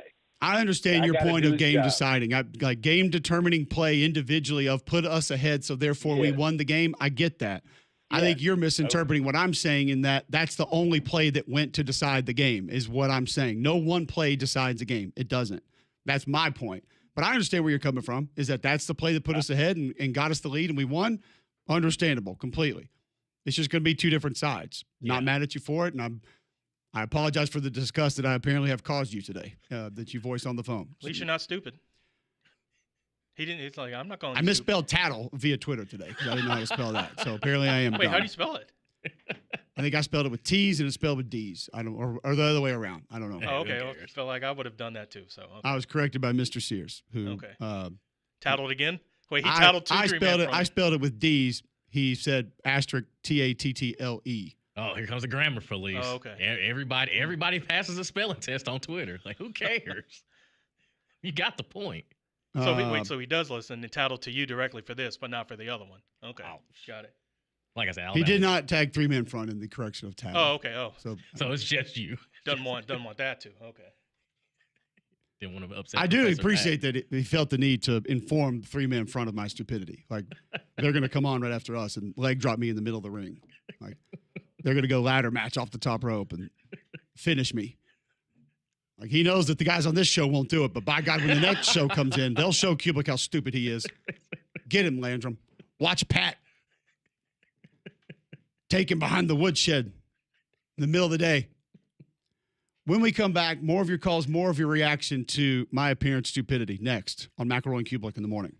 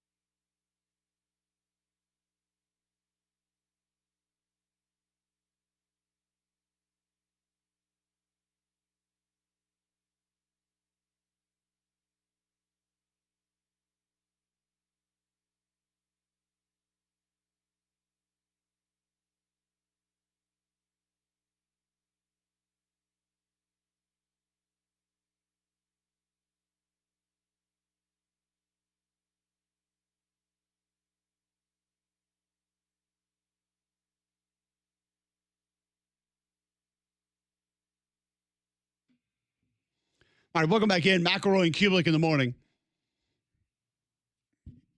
We got Matt Jones coming up from Kentucky Sports Radio. Ask him a couple of the questions that we have been discussing here on the show today. We appreciate all the feedback, appreciate all the calls. Louis DeArmond tweeting in, as a former high school coach who had teams at times without kickers, spend a couple weeks with a fat kid and a square toe, you'll appreciate kickers a little more. Give a little respect to the position. What's wrong with fat kids with square toes? I got no problem with that. I don't see the issues there. Charmaine tweeting into the show, the one and only reason why Bama lost the Kick 6 game is because I watched the game over my sister's house. Cole is right. It's all my fault. I think all Bama Nation agrees with you.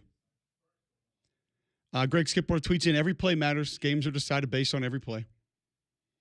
Jolly tweeting in, Kick 6 was one play, where one more play by either team with the time available would have led to an outcome favorable to either team. That play was one among many. It was just the last play. Greg Hendricks tweets in, hey, Cole, that one play that changed the outcome of a game was 2nd and 26, Georgia and Alabama game. Georgia had that game won. I was referencing the Georgia-Auburn game. Prayer at Jordan Hare, I believe it's referenced at times. Matt Jones of Kentucky Sports Radio joining us down the Higginbotham hotline. Unfortunately, we want to have a conversation about Vince Marrow. There are other things that have become more important. First and foremost, Matt, have you ever played Mahjong? First of all, Cole, don't say more important. You forgot me. It's all right. I love you, but you don't act like you didn't forget me. We didn't forget you. You talk more than I do and longer than I do, so therefore you know how it is to run over a break and run over a guest, and so we had to get to a break, and so we're a little delayed getting to you, so I apologize. Definitely didn't forget you. You're Cole Kubelik. I understand. These big stars, I get it. Like, I'm just happy to have any time at all, but I'm doing well, and I don't even know what that word is. We haven't done it. Okay, well, McElroy's on a Mahjong retreat for the next 2 days, so I didn't know if you had played or not and was just curious. Next. Yeah, I've never heard of that. Good for Greg. It's branching out. Absolutely. He is diversifying. Do you believe that games are won or lost on an individual play? Oh. He's going to get mad at me for forgetting him, yet his phone doesn't work. We'll try him back. Harold in Crane Hill wants to discuss individual plays. Welcome in, Harold. I want to speak for Greg McElroy, if I can, since he's in absentia today. And I want to interject what I think Greg would go to is science. And there's a little theory in science called the butterfly effect. Okay. And the butterfly effect says that one single thing can cause a chain reaction that affects the outcome. And so one play can affect the outcome through a chain reaction of other plays that wouldn't have happened had the one play not have happened. I feel like we just ran in a gigantic circle, and I'm not sure if we're going to run into each other, but that clarified absolutely nothing for anyone. Matt, welcome back in. Sorry about that. One play decide a game, yes or no? Yes. Kentucky, Missouri, the year Missouri was so good. Went to one of the big bowl games. Kentucky was up 14-0. Missouri was about to punt. They ran a fake punt, scored, and ended up winning the game. Turned their season around. I think heard Eli Drinkowitz say it made them from a 6-6, 7-5 team to a team that could play in one of the Power 6 bowls or whatever. Without question, if they don't convert that fake punt, Kentucky wins the game. Yeah, for sure, one play can turn a season around. I was actually on that game. I remember being on that game, and there was.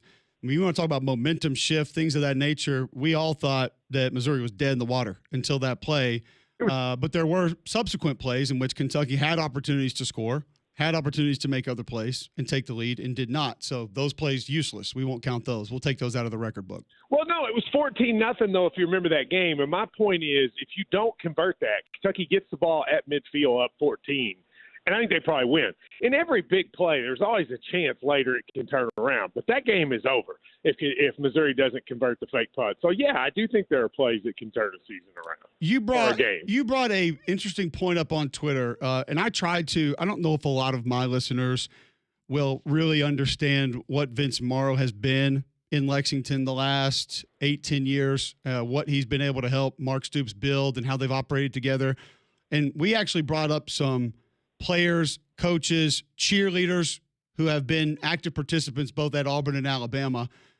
You kind of referenced it the other day on social media. Like, you can't really remember anybody that's gone directly from Kentucky to Louisville.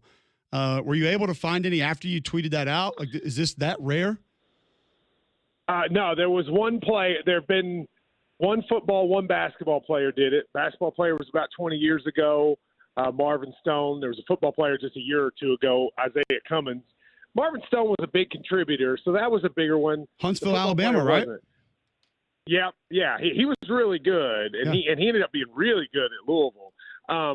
But besides that, no. I mean, Kentucky straight to Louisville is a really weird thing for a variety of reasons. You're stepping down in conference. You're kind of stepping down in program for basketball. Football, maybe not, but it's a really odd decision. So, no, it doesn't happen. And then there's just the animosity.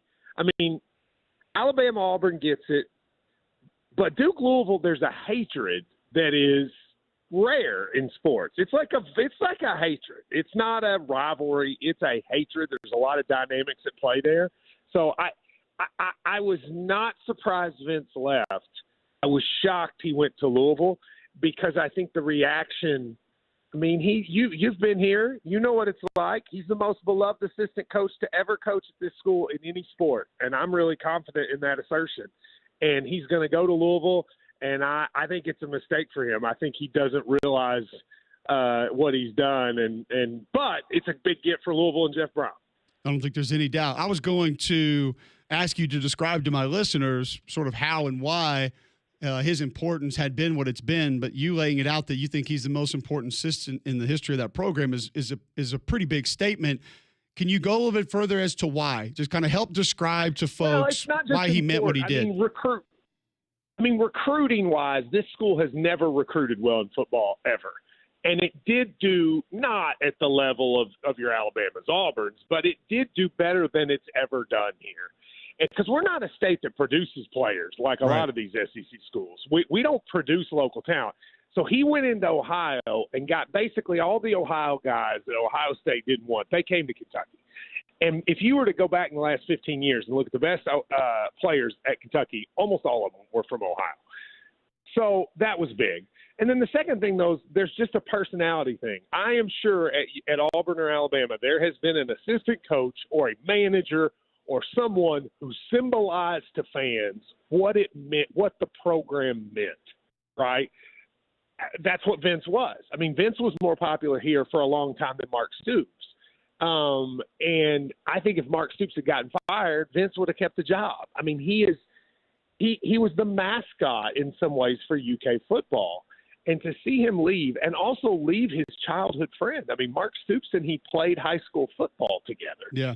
It's kind of amazing to me that he did that. And by the way, I'll just note, I'm not saying, I'm just saying, he hasn't resigned yet from UK, and Louisville hasn't announced a hiring. Now, I don't know what that means, but it's been 48 hours, Cole, and there still hasn't been anything yet. It's just something to watch. Okay, if this does go through, my perception from a distance was that, because we've seen a couple of other things be presented as possibilities, and he ended up not taking them, that Vince probably wanted more responsibility, different responsibility, and there just wasn't really room for that on Mark's staff. And Mark probably got to the point of, hey, man, listen, you have enough. You have more than I can offer realistically. There's just nothing else there. If you want something else, you got to go somewhere else to get it. I'm going to have to let you walk. How differently would you view it than the way that I just laid it out, if it actually goes through? Well, I think, all right, so there's two different issues in today's college football world. There's high school recruiting, which Vince is, I think, one of the best people in the country at. Then there's transfer portal recruiting. And I think what has happened is, and I'm not saying this is reality or not, but the UK folks, Mark Stoops and some of his staff started to think Vince wasn't as good at picking the transfer guys as he was at picking the recruits. Because some of the dudes hadn't worked out. Now, Vince would probably tell you that wasn't true, that his dudes worked out and the other people's dudes didn't work out. But that's just what I think Mark Stoops thought. And he put the transfer portal responsibilities on another guy I know you know, Eddie Grand. And I think it was just he didn't like it. I mean, he was supposed to be in charge of recruiting, and he wasn't. So, but one of the things I've learned, Cole, over the years is when we talk about these coaches, we talk about these master plans, and we act like it's an HBO show where everybody has agendas. At the end of the day, these are human beings. And in this case, human beings have been longtime friends. And when you have a longtime friend and you feel like you got slighted, you have a tendency to overreact. And I think with Mark Stoops and Vince Marrow, two Youngstown guys, two guys who they have drive, they have personality, and I think they both sort of got frustrated with each other. And like hard-nosed friends who are also stubborn, they didn't work it out. And when Louisville offered the opportunity, Vince ended up taking it. Remember, Vince played with Jeff Brom back in the day in the old XFL. Right. And I think there was a long-term relationship back from then. So if this does happen, what further would it signify from Mark Stoops' perspective for you moving forward? Mark was already on shaky ground with the UK fan base. I think you look at that schedule as a hard schedule he's got coming up this year. And I've been of the belief to keep this fan base interested and to keep this fan base ready, especially since basketball has taken such an uptick. He's going to have to win 6 games this year. If he wins 6 games, and I know that's a weird standard everywhere else, but that's kind of the standard here. If he wins 6 games, he'll be back and people will forget Vince. If he loses 6 games or 5, if he loses 7 games, the fans are going to want him gone. Now, I mean, he has a buyout. There's a lot that goes into that. But, you can't. Mark Stoops 2 years ago was much more popular than John Calipari. And 2 years later, he's got to have a good year or the fans are going to turn. Last year was just a huge, huge downer for UK football, and I just don't think they can afford to have another one. But I also look at their schedule and go, I don't know where 6 wins are coming from. So we'll have to wait. It's fair.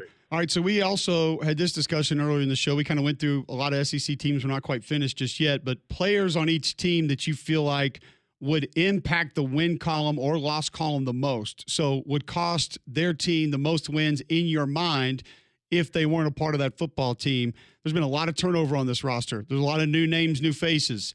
Do you even have a guy that you would say on this Kentucky team, if they didn't have him, I wouldn't feel anywhere near as good about what they possibly can do?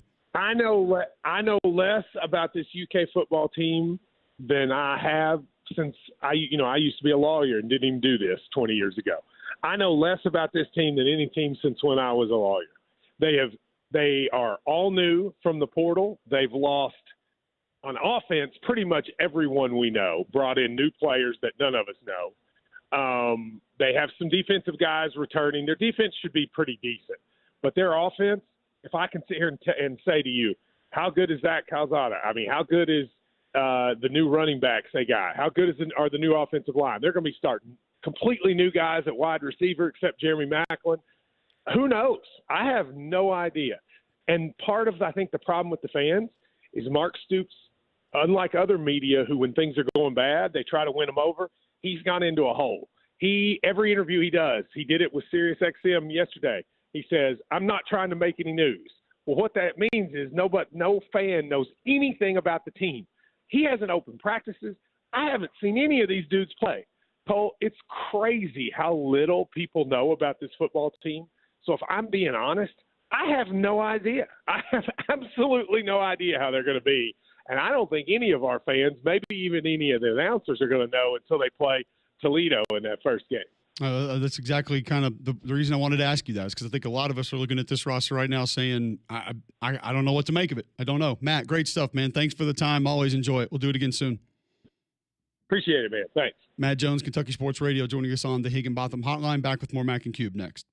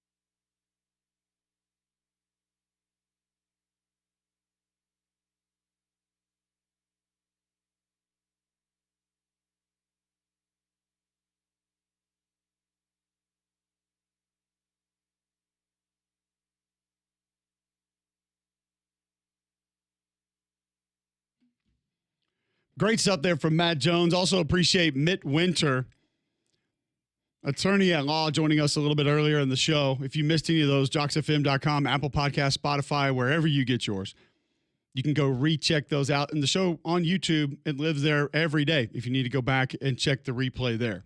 So we've discussed the NCAA House settlement. We have discussed this Kentucky football team, their roster, what they may look like this upcoming season. And one of the things that I think about Kentucky quickly is that, I said this on Paul's show yesterday, regardless of the people, where they are, who's playing what, they got to get back to being that team that you don't want to meet in a back alley. They got to get back to being a bunch of brawlers. And some of the guys that they brought in, Joshua Braun on the offensive line, Kendrick Law, wide receiver, I do think there's a little bit of that mentality with some of the players coming in. They're going to help get them back to that. I even look at a David Gusta that they're bringing in from Washington State. Like he's one of those guys that's got a little S to him. You kind of don't want to meet in that spot. So maybe that mindset comes back. Maybe one of the reasons Mark is saying, I don't want to make news, is that's the kind of team he wants. Fly under the radar, handle your business quietly. We'll solve our problems with our fists and get out on the field and try to take people on that way. More about that when we come back. More on games being won by a single play, or are they? At Mac and Cube, you can tweet in, hit us up on the Higginbotham hotline, and we'll get to your responses next.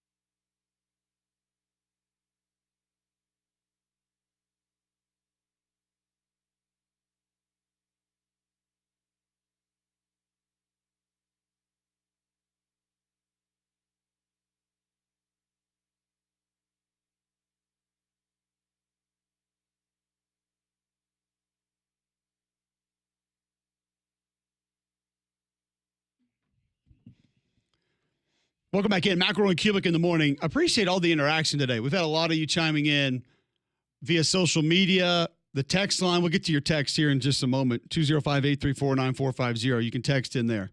You can also tweet in at Mac and Cube. 9 o'clock, hour number 3 underway. Jox 94.5, list online, joxfm.com. Tell your home smart speaker to enable the Jox skill, and we are live on YouTube right now. You can always watch the show each and every morning live on YouTube, and then throughout the course of the day, go back and watch it if you want. This quickly to follow up with Kentucky. Nick Rouse tweeted 20 hours ago, Vince Merrill lost power in the Kentucky football recruiting room. Why? We're taking a closer look at this recruiting resume, and quantity was not always greater than quality. And there's an article attached to which Vince Merrill responds, LOL, I will be speaking soon on this. So we shall see. As Matt Jones said, nobody's announced anything. He hasn't resigned. Is Kentucky trying to make a play to keep Vince Merrill in Lexington? Have Pat and Landrum arrived yet? I don't believe so. I think it's just Molly. Well, we're not worried about that one. Right. Yeah. Do Pat and Landrum know that they have to finish me on their show today? That I've been tattled upon on their show? What finishing move will three-man front utilize to take me out today? The Scorpion Harpoon? Jax knocking my head off? What was Tatanka's move? Knowing Landrum, it's something have to do with a chop, probably. My mind went instantly to wrestling. The bicycle kick? Move. See, mine went to Mortal Kombat.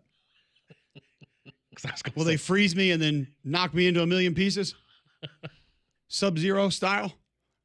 Will it be Raiden and they'll use the hat to saw me in half? What do you think their animalities will be? We can't say that on air. No.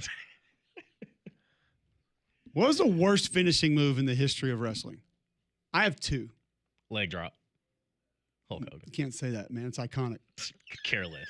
It's terrible. I think it's not as bad as Mr. Sacco. Yeah. Nah, yeah. And it's also not as bad as a stink face. I was gonna say. I told you I had two. Yeah. That were the worst. Yeah. You can't say the spear. That thing it got the people going for a minute. I think. And by the way, the spear wasn't the finishing move, if I'm not mistaken. For who? The jackknife. I'm thinking Roman Reigns. He did the jackknife power driver. Yeah, I wasn't thinking of Goldberg. I'm thinking like Roman Reigns, like really like that, like because everyone does a spear, but you're telling me Roman Reigns and Captain Yeet or whatever his name is, like that when you do it, it's that much powerful. No, pass. Edge had a good one.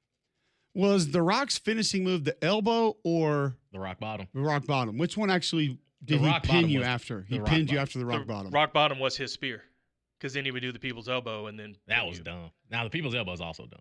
Well, no, because he pinned you after the people's elbow. I thought he pinned you after the rock bottom. Well, maybe like early on, but no, the rock bottom will put you in the middle and then kick you with the people's elbow and pinned you right after that. Yeah. So technically, the people's elbow was the finishing move. Yeah. That's also up there. That's also up there. Like it's a combo finishing move. Like it's going. Okay. Like get up. Just like I even say it with Rey Mysterio with the 619. You like all these wrestlers wrestled so many other people, and you're telling me the one time you get in the ring with Rey Mysterio, you just so happen to fall on the second rope. But it's perfect though. It's perfectly it's executed. Technique. He understands the technique and the fundamentals of it. It's a little he's got the footwork. Like down. You just so happen. I've never seen like Randy Orton fall on the second rope against any other wrestler, but you do against Rey Mysterio. Like, come on now. It is amazing. Like I think Big John Studd's finishing move was a body slam. Yeah, just a simple little What was Junkyard Dogs? Like he would do the thump, like he would like run into you with his rear end or something? I think so, yeah. That was a shoulder or something. Yeah.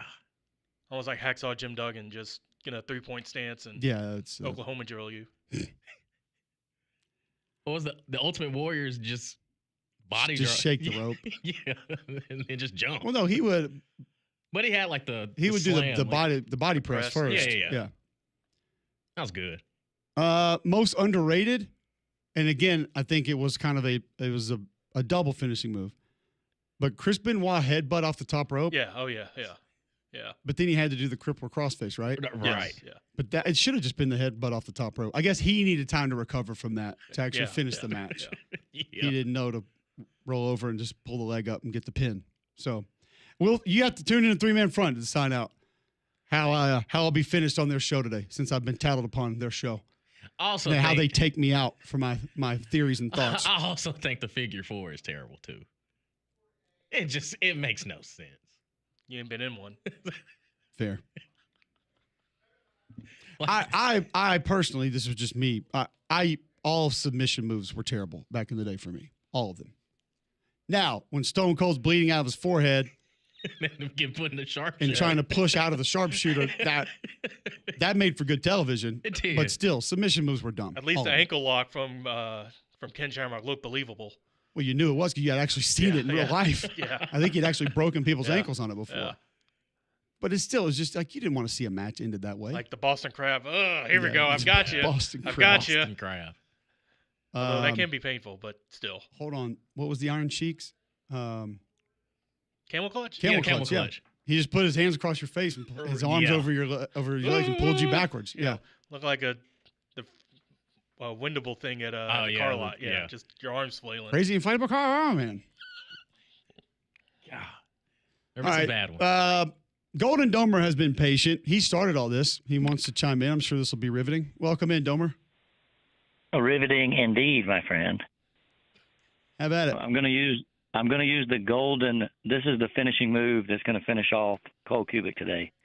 It's the golden. Hey, formula. let's go past today. Can you finish me off for good on these airwaves? And just get it over with now. We want to keep you around, man. We want to keep you around. I don't want to wait for three-man front to ruin my career. Let's just do it now. No, it's over after this. Look, it's over. This is over. This is the golden formula. What we're speaking about is a mathematical equation. It's the probability equation. It's actual mathematical equation. And what that talks about is possible outcomes with possible remaining situations, or in this point, plays. What happened in the past means nothing in the probability equation. So what you have to look at is in a play, you have, let's just say let's say the kick six. Can I interject really quick? Just really quick. Okay. You reference all of these possibilities and all these percentages of chances. Yet you say nothing that took place to build up these percentages matters. So how do you even have an equation if the numbers before this don't matter? Outcomes. Listen, possible outcomes remaining. It's an actual information formula. used to build the formula for the outcome is not present in the way you're describing it. Let me lay it out for you. So when you're talking about this situation, it's a mathematical formula, okay? It's about what possibilities are remaining. In other words, in the beginning of the game, you're talking about things that happen in the beginning of the game. If you have let's say you have a kickoff or a touchdown, the opening kickoff, that is a big play, but it affects the probability of the game very little because there's a lot of outcomes remaining. When you're talking about the end of the game, there are less possible outcomes because there's less possible plays, meaning some plays are more valuable than other plays. And there's only one play that completely changes the outcome of a game, and that's called the last play because there is no possibilities, there's no more remaining probabilities. So according to the mathematical formula of the probability formula that is used in AI and anything else to predict this, insurance companies have been using for 100 years, it is a 100% fact that when you have a last-second play, that play decides the outcome of that game because there is no more possibility data to input. Alabama did not get a chance to touch the ball again after the kick six. So the probability when they lined up to kick that ball, there was a probability probably that they were going to win because the possible outcomes or a higher percentage that they make that field goal. They missed the field goal. Auburn runs it back. They score the touchdown. There is 0 plays remaining. So what you're failing to understand, Cole, is last plays are much more valuable and impactful than plays within the game because there's still possible outcomes. Domer, I said on the show earlier, I will not debate that some plays end up being more important than others. My statement is that no one play decides a game. It doesn't. It does, though, because it does. Let me ask you this. Say there's a boxing match, Cole, and this happens all the time. There's a boxing match. One boxer so you're telling me right now. Hold on. You're telling me right now when Will Howard took a knee in the national championship game and the clock hit 0, that decided the game? It was the last play. Yes, the probability for them to win was probably 99% before we did that. You're done. Every last play decides the game. You just said it. That's it. Every last play. It's the probability. No, you said every last play decides the game. So we will move forward with that. Let me ask you this, Cole. Is there, when somebody dies, is there ever a cause of death put on a death certificate? Because according to your formula, if they get struck by lightning, well, that's not really why they died. It's because 3 days ago they decided to grab a metal fishing pole, and there is a last and there is deciding factors. I'm going to be honest with you. Human death and how games are decided is not the debate I expected on the show today. It's probability. It's a mathematical formula, Cole. And what I'm trying to make you understand is when you're talking about a shot, like a basketball shot or a field goal, those are, if you make it, one team wins. If you miss it, another team loses. So that one play changed the probability formula 100%. You cannot say that about any other play. But you also cannot say you even have a formula without the information built before it to get to where you're referencing. Therefore, those plays also help decide the game. According to the probability formula that I did not create, a mathematician made it. It is not. This is why we're not bringing the BCS back, because of your trash talk right now. Look at the push-Bush. Let me give you a perfect example. The push-Bush, 2005. I think it was Bush-Push, but okay. When they lined up to do that play, the probability of Notre Dame winning that game was probably 60%, okay, 60%. That one play completely changed the outcome, and Notre Dame did not get to touch the ball again. The game was over. The formula, one play can change the outcome. It's a mathematical fact. It's not an opinion. And what you're trying to do is, I understand your concept, but what you're failing to understand is time. Remaining situations. If there is no more remaining situations, you will hear baseball people reference Juan Soto hit a game-winning home run because they won 1-0, but he hit it in the fourth. That's not a game-winning home run. I agree with you on that. There was a bullpen that came in and shut them down for the next 6 innings. I'm with you on that. But what I'm talking about is in a last-second play. There is no more. The other team does not get to touch the ball. What that field goal, when that ball strikes that kicker's foot, that is the deciding factor. There is no more probabilities. There is no more variations. Mathematically, depending on if that ball goes through the field goal or not, it changes the outcome. Okay, so let me ask you like this. A shot. Do I need to reword my statement as to no game is won or lost on a single play? Because you and a caller earlier, Jamie, whoever it was, are using this decided term and phrase as to, yes, you went up or could not go up or stay down by an individual play. I actually understand what you're saying. But what I'm saying is that's not the only play that went to determine who won and lost the game. There's no way you can believe that. You're saying that. I know what you're saying, but you're saying that what's Cole's saying is that one play finalized the game. Cole's saying that not the determination of the outcome is that one play doesn't ultimately fully change 100% the trajectory because so many things can still happen. Yeah. You're interpreting it as Cole's. You're thinking Cole's saying he's finalizing the game, and that's not what he's trying to say.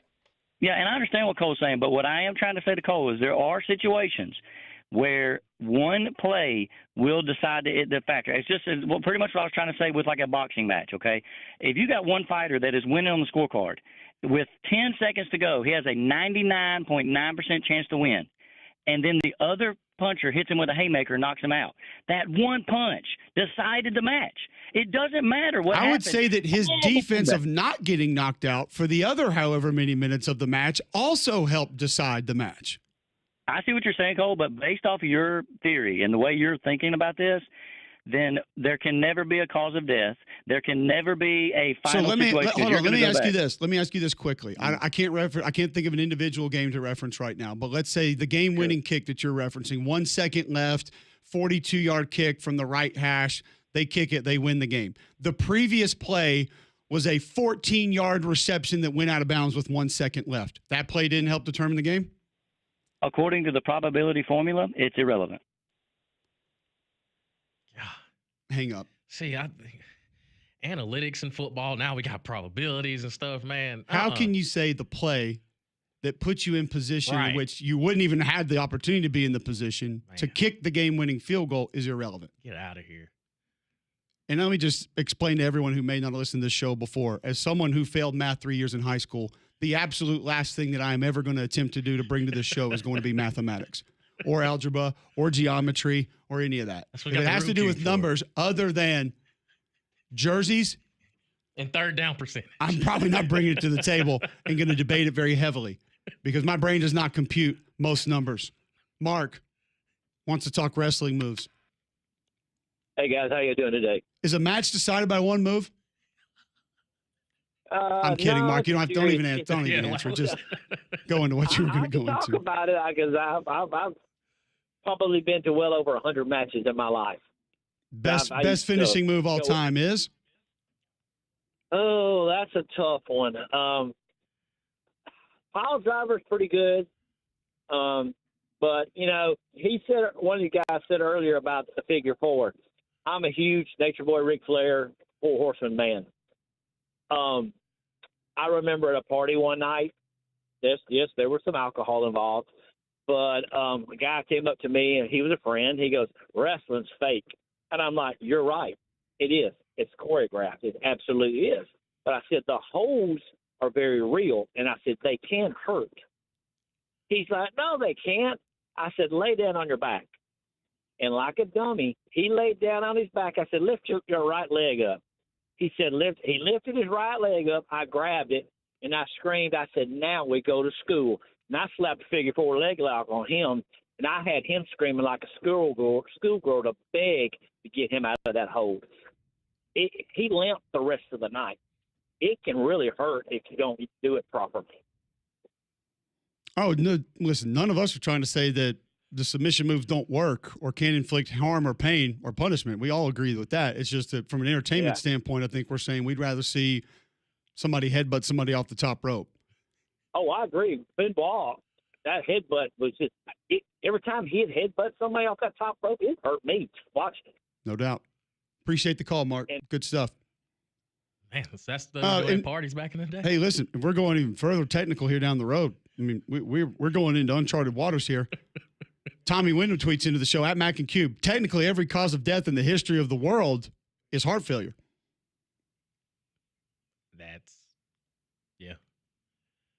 That's a fact. Dang. So which side is that on? Is that on the one play decides the game side, or is that on the I don't all know. plays go towards the side of the game? What I'm about not sure. during the French Revolution and decapitation? Well, technically, at one point, that heart quit working. I think it kept going after the brain. The brain got lost. It's fair. I say it wasn't pumping no. Brain didn't know what to tell it. So I mean, that is. Boy, that's one that I feel like we could really go both ways. I'm not even going to. I'm not a coroner, so therefore I can't speak on it. Nor am I a cardiologist. No. So that's out of my wheelhouse. John Hill tweets in, at Cold Cubic is proving that the mind cannot see every side of an argument. Either that people refuse to believe different looks. It's hilarious how some of these guys are saying Cole doesn't understand. We do have one guy on my side here outside of Damien, and it's John. Thank you, John. 800-239-9569. If you want to get in, 800-239-WJOX. Let me quickly tell you about Game Day Men's Health. After some of these conversations, I know some of you feeling on edge. We could hear it on the phone. Maybe you're lacking sleep because of this debate. Some of that could be the effects of low testosterone. Head into Game Day Men's Health today, or go to GameDayMen'sHealth.com. Sign up for a free consultation. You get a free PSA test, free testosterone test right now. And then Game Day Men's Health is going to let you know where your baseline health is. Maybe weight loss programs. They have multiple peptides in stock now to help you with anti-aging, sleep, energy, arthritis, a couple of different things they can help you out with there. A holistic approach to health and wellness. They just want to help you feel better. There's no reason, if you're overweight, if you're lacking sleep, lacking energy, feel on edge, to go to GameDayMen'sHealth.com right now. Sign up for that free consultation and see what they can do for you. That's GameDayMen'sHealth.com. Sign up today. I want to get to a couple of these calls before we go to James Crepia on the other side. David is on the road, wants to talk wrestling moves. Welcome into the show, David. Hey, guys. How are y'all doing this morning? Doing great. Thank you. Finishing moves in wrestling. Now, I don't know what it was back when she wrestled, but my mother was a professional wrestler in the 1950s. But her finishing move at home when I did something wrong was wearing my tail out with that left hand. Is this real? Your mom was a professional wrestler? That's dope. She was. I actually texted a picture to the text line. She was Daisy May, the Kentucky hillbilly from 1950 to 1954. And she traveled all over the country, even Canada and Mexico, doing wrestling. You know, That's unreal. She was her and her first husband was Farmer Brown. His name was James Robinson, or Frank Robinson, I'm sorry. And he was known as well, crap, I can't remember his name, what his stage name was. But so growing up in the 80s, Wasn't it Stumpy something? Yeah, go ahead. Hillbilly Stumpy, something like that? Yeah, Hillbilly Stumpy, that's right. That was him. Yep, Frank Robinson. He was from Eddyville, Kentucky.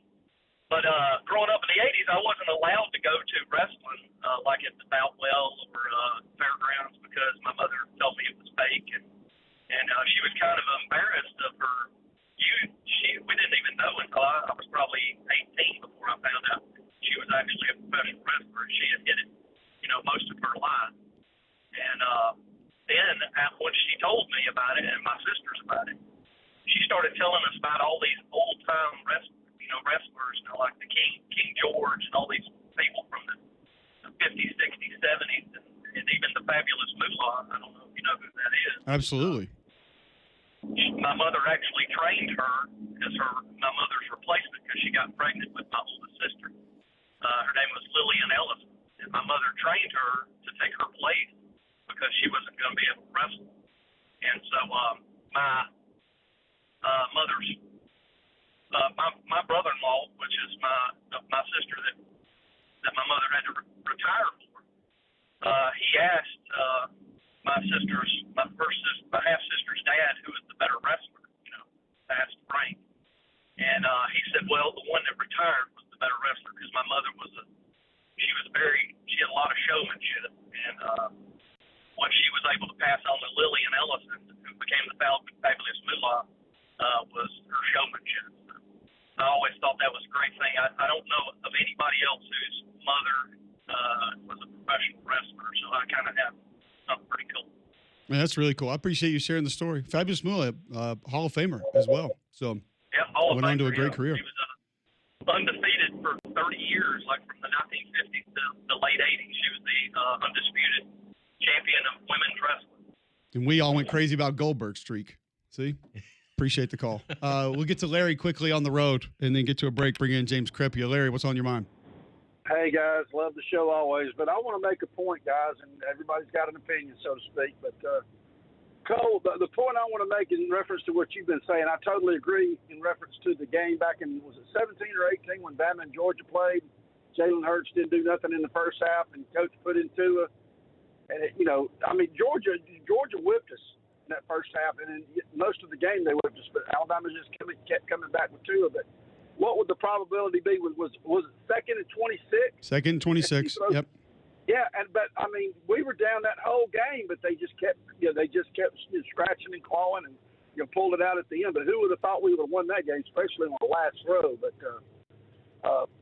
guys, I'm just asking, Cole. I know I don't know if you live in the area, but are y'all familiar with Herdmont Park? I have heard of it. Yes. So the Oak Mountain High School football field, Oak Mountain in that area. Yep. Y'all know where I'm talking about? I do. Correct. Well, that senior center out there, that was my mother, and she passed away back in 2003. But I have older brothers. I'm in my 60s, but that guy was talking about his mother wrestler. I had my oldest brother's about to turn 70, but I can't even talk about the things she did to us with spankings and beatings, whatever. But guys, I love the show, but I just wanted to make that point about the Georgia game years ago. You never quit. But there were so many plays in that game that we obviously come back and won it. But Georgia deserved to win the game, but we pulled it out. Thanks, guys. Enjoy Thanks for the show. call. Appreciate you tuning in. All right, we'll get to a break. Welcome in James Crepia next on Mac and Cube in the morning.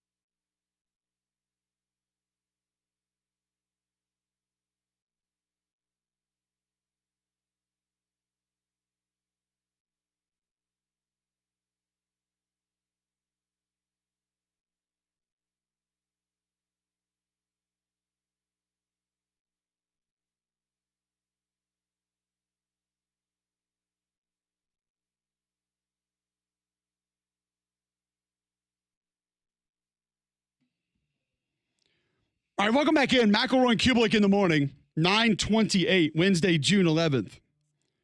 I may or not be concerned about some of you operating motor vehicles at the present time, but that's where we are. James Crepea is going to join us to talk Oregon. James, before we talk Ducks, I have to ask you two questions. One, have you ever played Mahjong? I have not. Okay, McElroy is currently on a Mahjong retreat, so we're asking our guests today if they play. Such things? Apparently so. That's our understanding. And then also, you need to tell me how that's organized, Cole. But we will. Now I have many questions. We will get details on how that was put together. Also, do you believe that football games are decided by an individual play? I mean, they certainly can be. Okay. Are all games decided by that way? Certainly not, because how many blowouts have we seen? But can they be in general? Yeah. Okay. Yeah. We're just getting different thoughts on this. I don't believe that games are decided. No one play decides a game, is my thought, and there are a lot of listeners that disagree with me. So we're just getting everybody's thoughts on it. Well, the only one I'll counter with then is tell me how the Seahawks lost that Super Bowl. Well, there were multiple offensive possessions in which they could have put the ball into the end zone prior to that and did not. So, and absolutely. Previous stops that they could have gotten in the bathroom and have anybody else run the play. It's fair. Something else happens. But that is I appreciate the philosophy here this morning, Cole. Thank you. It's all good. One thing we also talked about was individual players and their importance to teams and what they may mean to certain teams this upcoming season. And if they're not there, what that could mean to that team. And Evan Stewart has torn his patellar tendon. Wide receiver for the Ducks, not going to play. There was some prowess from last year that's going to be gone. Some depth now hurt for this football team, breaking in a new quarterback, a couple new offensive linemen transferring in. What is the overall effect of him not being on this Oregon offense this year, in your opinion? Yeah, so now we're getting into the new wave, applying the VORP baseball analytic to football, in particular to college football. And yeah, I love this conversation, Cole. For Evan Stewart, look, he was probably the most important returning skill position player on this roster, certainly the most productive. Now, people can quibble about what they think Kenyon Sadiq will be capable of and exactly, maybe his ceiling's higher or something. Sure, like he was going to have a major role regardless, and now that gets even bigger. And certainly Mekhi Hughes, a transfer from Tulane, was going to be extremely important, albeit not a returning player from within the program, but absolutely. Always a quarterback because that's the nature of the sport. But when you knock out a receiver who, at his best, can be a game changer, can be a game breaker. I mean, look at it, as we all know, Evan Stewart's highlight reel dating back to high school is extremely impressive. We also know that, unfortunately, the young man has dealt with injuries throughout his career, and that has put him on the shelf multiple times, and now this is the latest. And what does that do to the Oregon receiving corps, which was already really lacking experience, because as you alluded to, two players that your audience knows quite a bit about with Tez Johnson and Trayshawn Holden, they're off to the NFL. And Stewart was going to be one of the lead guys in that room aside from that, certainly from a production standpoint. Now, yeah, they still have a couple of seniors. Yeah, they have a couple of fourth-year juniors. But in terms of returning production from the year before, I mean, he made up the production they lost with Stewart is far greater than the production they have returning. And that's just the way it is. So what does it do? It means that they're going to have to lean on some really young and talented players who were going to be in the mix regardless. But you're talking about taking a player who, realistically, even at the receiver position, was probably going to play north of 85 to 90% of their offensive snaps. And that's a lot of reps to now be doled out across a receiving corps that, talented as they may be, several of them redshirt freshmen, obviously Corey Moore, 5-star, number one receiver in the class last year. They expected the world of some of these players before. Now it's going to be even more pronounced. So from a value over replacement standpoint, I'd love to come up with how to apply the exact number to that analytic to the situation because, yeah, he was extremely important. James, I brought up a little bit earlier, and James Crepea covers the Oregon Ducks, joining us on the Higginbotham Hotline. It feels like, and this is great news for Oregon, this is not a slight or a knock by any stretch of the imagination. The last couple of years, including this year, they've kind of moved into that category of a lot of folks that cover college football from a distance are just, oh no, Oregon's in that category of competing for a playoff spot or being a national championship contender. And without being dissected heavily, you mentioned some of the losses. What should the preseason thought be on this team's capability in your mind right now? Certainly, even with the loss of Stewart, certainly still more than capable or ceiling of saying, a playoff spot. And ceiling is still winning the Big Ten championship. You don't recruit, as Dan Lanning and his staff have, no matter how inexperienced they may be relative to a year ago. We've seen this before. We've seen this before at SEC programs. Now, okay, they don't have the title, so they don't necessarily get the credibility in that conversation that established SEC programs and coaches do who have won championships. But we've seen programs, including ones led by coaches who've yet to win a national championship, have to reset and reload and do so without there being much to do about it and much angst. They're still really talented, extremely so. Probably you could argue this might be a more talented roster top to bottom even than a year ago when they had a record number of guys sent to the draft. They're just young. They're just unproven. And put all that aside, look at their schedule, and other than a trip to Happy Valley in late September, tell me who they're losing to. It's totally fair. The schedule does not appear to be daunting, James, by any stretch of the imagination. No, they caught a break in that when you scheduled the Oklahoma State series nearly a decade ago, and now you're catching them at a time where they're in a monumental reset. So be it all as it may, what's the ceiling? The ceiling is potentially another undefeated regular season and winning the Big Ten, or 11-1 and going on to compete in the Big Ten championship or something. That's a ceiling, but bottom line, like minimal expectations. I think a lot of Oregon fans certainly would look at this as a really disappointing season if they were to miss the playoff in general. I think that's certainly their barometer. And cataclysmic would be like 9-3 would be, my goodness, how did they lose 3? Right. Anything worse than that, something has gone unbelievably wrong with this roster. You mentioned a couple of these names. It's such an intriguing list of guys entering this roster. James Crepia joining us now on the Higginbotham Hotline to talk Oregon. Like, you brought up Mekhi Hughes. I love Mekhi Hughes. Watched him multiple times at Tulane last year. The guy acted as a lead blocker, dynamic runner, runs with power. I've talked to John about him. He loved the kid too, understood why he left, didn't want to lose him. I went and studied Isaiah World at Nevada. He doesn't look real the way that he moves at his size. Yeah. He is unbelievable. Yeah. I think he has a chance to be a great tackle. We've heard all the folk hero stories about Malik Benson. He's like a comic book character with what he's doing in practice in Tuscaloosa, but we haven't really seen it on the field. So that could be another maybe. Bear Alexander's proven when he wants to go, and that doesn't just mean on a play-by-play basis. That means when he actually wants to play football. So Dylan Thieneman, nobody's going to know about him because he was at Purdue, but a very good football player. Is there 1-2 of these that you have maybe even higher expectations for because of what you've heard about their time since they've actually arrived in Eugene? So, it goes without saying Hughes, and again, especially in the wake of the Stewart injury, because you already needed to lean heavily into the run game, particularly early in the season. Look, calling it what it is, their non-conference schedule, they should, if all things went according to plan, be winning pretty handily in those games. So you need to be able to lean on the ground game, not just to get there, but then to carry you through. Now, if it gets really out of hand, they've got 6 other running backs they can hand the ball to too. But they were going to be leaning on the run game even if Stewart were healthy.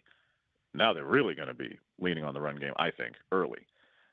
Not to say they're not going to pass as much, but when you're going from Nixon Gabriel to maybe even more talented quarterback in Dante Moore, but he has yet to do it. I think getting him established the first couple of weeks is not a crazy plan. Be that as it may, I think Hughes offensively, certainly from the skill positions, jumps up in a massive way. I think Jamari Johnson, the tight end from Louisville, is somebody who's just being overlooked because of the prominence of some of these other transfers and what they've proven. But I think from a physical stature standpoint, again, Sadiq's going to be far and away their leading tight end and probably leading offensive player in production in pure yards, maybe even more than Hughes. But Johnson's going to be on the field a whole lot. There are a lot of reps to be had when you lose your starting tight end to the league and your backup to the league for that matter. He'll be playing quite a bit. You mentioned World. I think Emmanuel Pregnon also on the offensive line. You're talking about 2 guys who are considered, I believe, by most to be the top tackle in World and the top guard in Pregnon available in the portal. And they got them both, and they're playing next to each other. I think those guys collectively, Thieneman, probably a top 5 safety in college football, maybe even top 3. safety in college football, and that's massive. No doubt. That's really important. So I'd say that defensively, a lot going to be put on him just because of what he brings to the table. But offensively, I think the guys who get overlooked probably are Johnson and Pregman. We're visiting with James Crepea. He covers the Oregon Ducks. I'm interested. This is not your job, is to know about, cover, give us details on other Big Ten teams, but we did discuss that schedule and what seems to be a lack of difficulty on it. Are there other Big Ten teams, specifically the ones on this schedule, that you have taken a look at and said, maybe Iowa a little bit better than we think? Could Rutgers maybe extend on last year? USC maybe be dangerous, more so than maybe some people think because of what happened at times last year. Is there a team that does stick out as, I know we're not going to talk much about that one, but should probably be a little bit careful based on either where the game is in the season or what they might have that people just aren't giving enough chatter right now? The one on Oregon's schedule for sure is SC. And that's just going to be because, one, it's SC. Two, when they play them, it's late in November, late game for both teams. Could very well decide, potentially, could decide who goes on to play in the Big Ten championship game. It's one of those caliber swing games late in November, at home. I would imagine probably going to be in the either CBS or NBC time slots. I think that's a pretty safe assumption. So, yeah, that has, in terms of who's on Oregon's schedule, who could fit that bill. I know the last couple of weeks, Washington has gotten a lot of love from folks. I'm not saying that they're not going to be an improved team, but I think we're getting ahead of our skis there just because of the situation Jed inherited and a roster reset. And I don't think you've managed to cure all those ills in one additional offseason. Off their schedule in the Big Ten as a whole, we're talking about looking at schedules. Have you looked at Nebraska's schedule? Yes. So between Matt Rule, who I concede is a professional acquaintance insofar as in a totally professional capacity, but someone who I do happen to enjoy a conversation with, between him having a bit of a proven track record in rebuilds and them having an awfully good quarterback too, and not the most daunting of schedules, like you tell me, if you look at the schedule, Cole, what's failure for them in this year with where they are? Coming off of finally getting back to a bowl game for the first time in way too long for Nebraska's purposes. But, look at that schedule and tell me how they're supposed to get to and actually get down to 8-4. I was going to say I would add a game to what you had Oregon at, with 9-3 being a bit catastrophic. 8-4 would be, I would say, disappointing, not catastrophic, because Michigan could be really dangerous. I agree. USC could be the floor Penn State, obviously. That level. Yeah, I agree. Yeah, the floor is that level, but the ceiling. I mean, depending on when they're catching some of those teams, you mentioned SC, but I think a couple of them are pretty early. So depending on exactly where it breaks, like Nebraska, you want to talk about dark horses in the Big Ten, potentially to compete and maybe even make their way to Indy. Don't sleep on them just yet. I'm not professing that to know their entire depth chart and every other thing. I'm talking about just strength of schedule. They have an ease in where they're catching some of these teams on their schedule that, and nobody's giving them a whole lot of love right now, but that's a team that, turn the calendar from September to October, we could be paying a whole lot of attention to Nebraska if they were to win in one or two of those early games and start going, oh, okay, all right, this is a team that might, keep its interest going into November this year. Absolutely. Appreciate the time, James. Great stuff. Thanks for hopping on with us. It's always fun catching up with you, and we'll do it again soon. Thanks, Cole. James Crepea covers the Oregon Ducks for the Oregonian and joining us on the Higginbotham hotline. So one thing that frustrates me is, and it's impossible not to do it, but it's talking about how good a team's going to be based on their schedule. And you look at that Nebraska schedule, is it soft? Yes. Cincinnati, Akron, Houston, Christian, Michigan State, at Maryland, at Minnesota, Northwestern, USC, at UCLA, at Penn State, Iowa. Feels like 8-4, very possible, but could a team like Minnesota be better than we think? UCLA be better than we think? Iowa be better than we think? Probably. And then you add, Michigan loss, let's say USC's a loss, Penn State's a loss, that's 3. You drop 2 others, it's not out of the realm of possibilities because it's not like they were a great team last year. How many 1-point losses they have? 1-score losses they have last year? Because we have to turn those into wins this year, remember? All right, we'll be back to wrap it up next on Mac and Cube in the morning.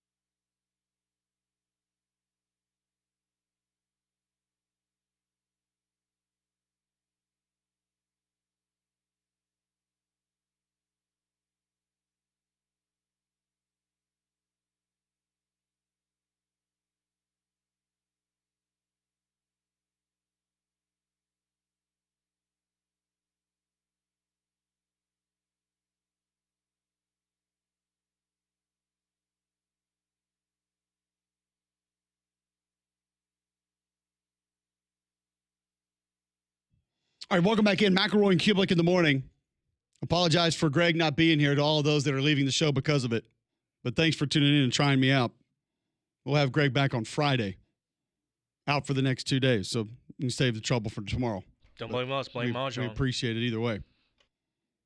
Maybe when Greg's back, we'll talk some real ball. Not that we do that often here on this show. I know we're not good at that, but we'll try to do it when Greg does return, see if we can make that happen for you.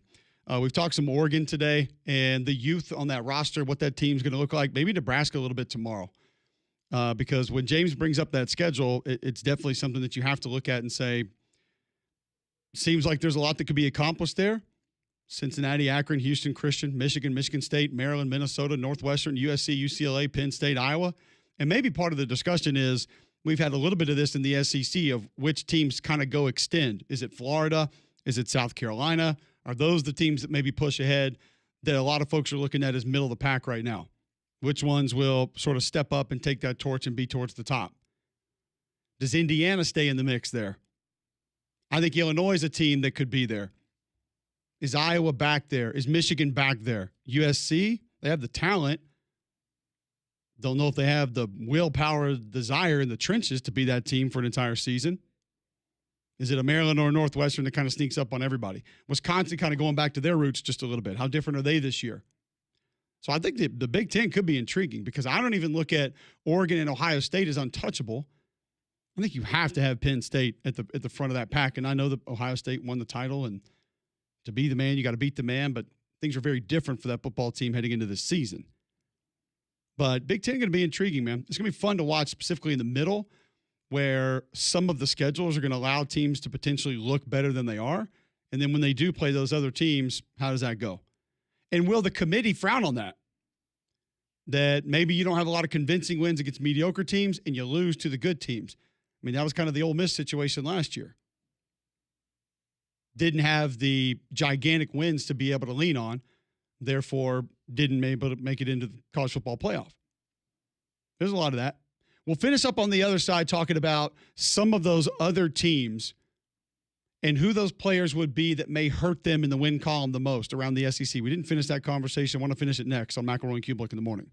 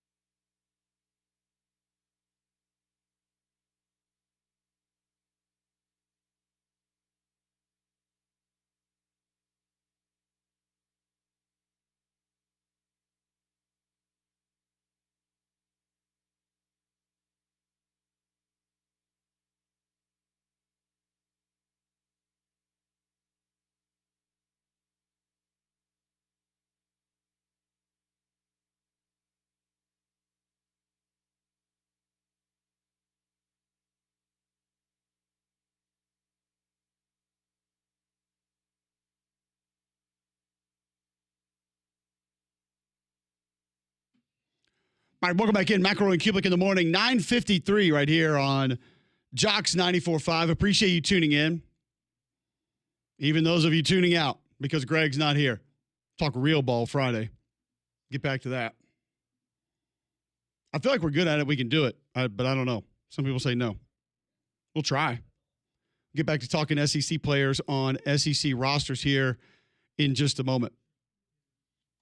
Is there another player or two that you thought of when we were having that conversation that would greatly impact the wins and losses on that team schedule? You can tweet in at Mac and Cube, 800-239-9569. A couple more minutes to be able to get in. But for over 50 years, my friends at Royal Automotive, they've been helping our friends and neighbors experience how car buying should be. Right now, get financing at 0% with approved credit on select models through June 30th. Certain restrictions apply. 4 dealerships, 1 destination, unmatched selection and savings.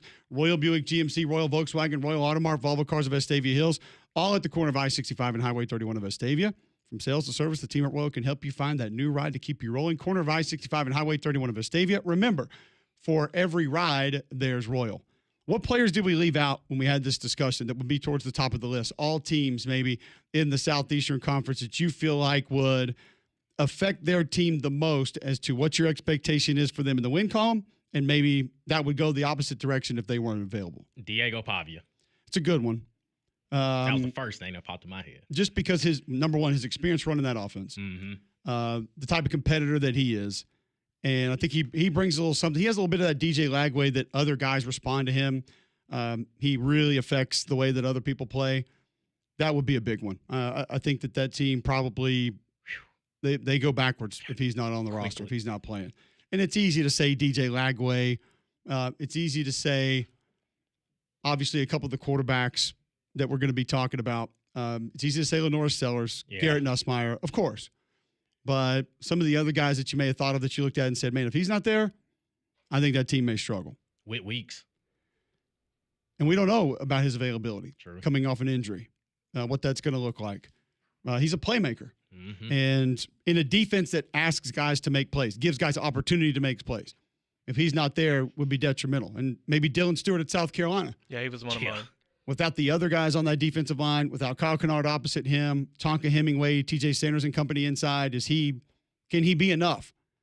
But if you also removed him, then you think, man, that group might really be in trouble. It's also why I had Le'Veon Moss and Anthony Hill Jr. Anthony Hill Jr. is a great one. Yeah. I think he's the best off-the-ball linebacker in the league. Can line him up and rush the passer. And with those two edge guys, and then having to replace some in the middle of the defense, he is going to be astronomically big for Texas. Yes. So a lot of guys that we threw around that we think are going to be important as to what their team is, maybe can be, and if you remove them, how would it change things? I thought it was a fun conversation today. Some of y'all didn't like it. What about kickers? Oh. Ruin everything, literally. Any other kickers out there? Not that I can name. We will be back tomorrow, and just a fair warning, Greg's not with us tomorrow. Oh, boy. So if you're waiting for the real ball talk, that's going to have to be Friday. Because Greg, the only one that brings that here. And I'm getting finished next.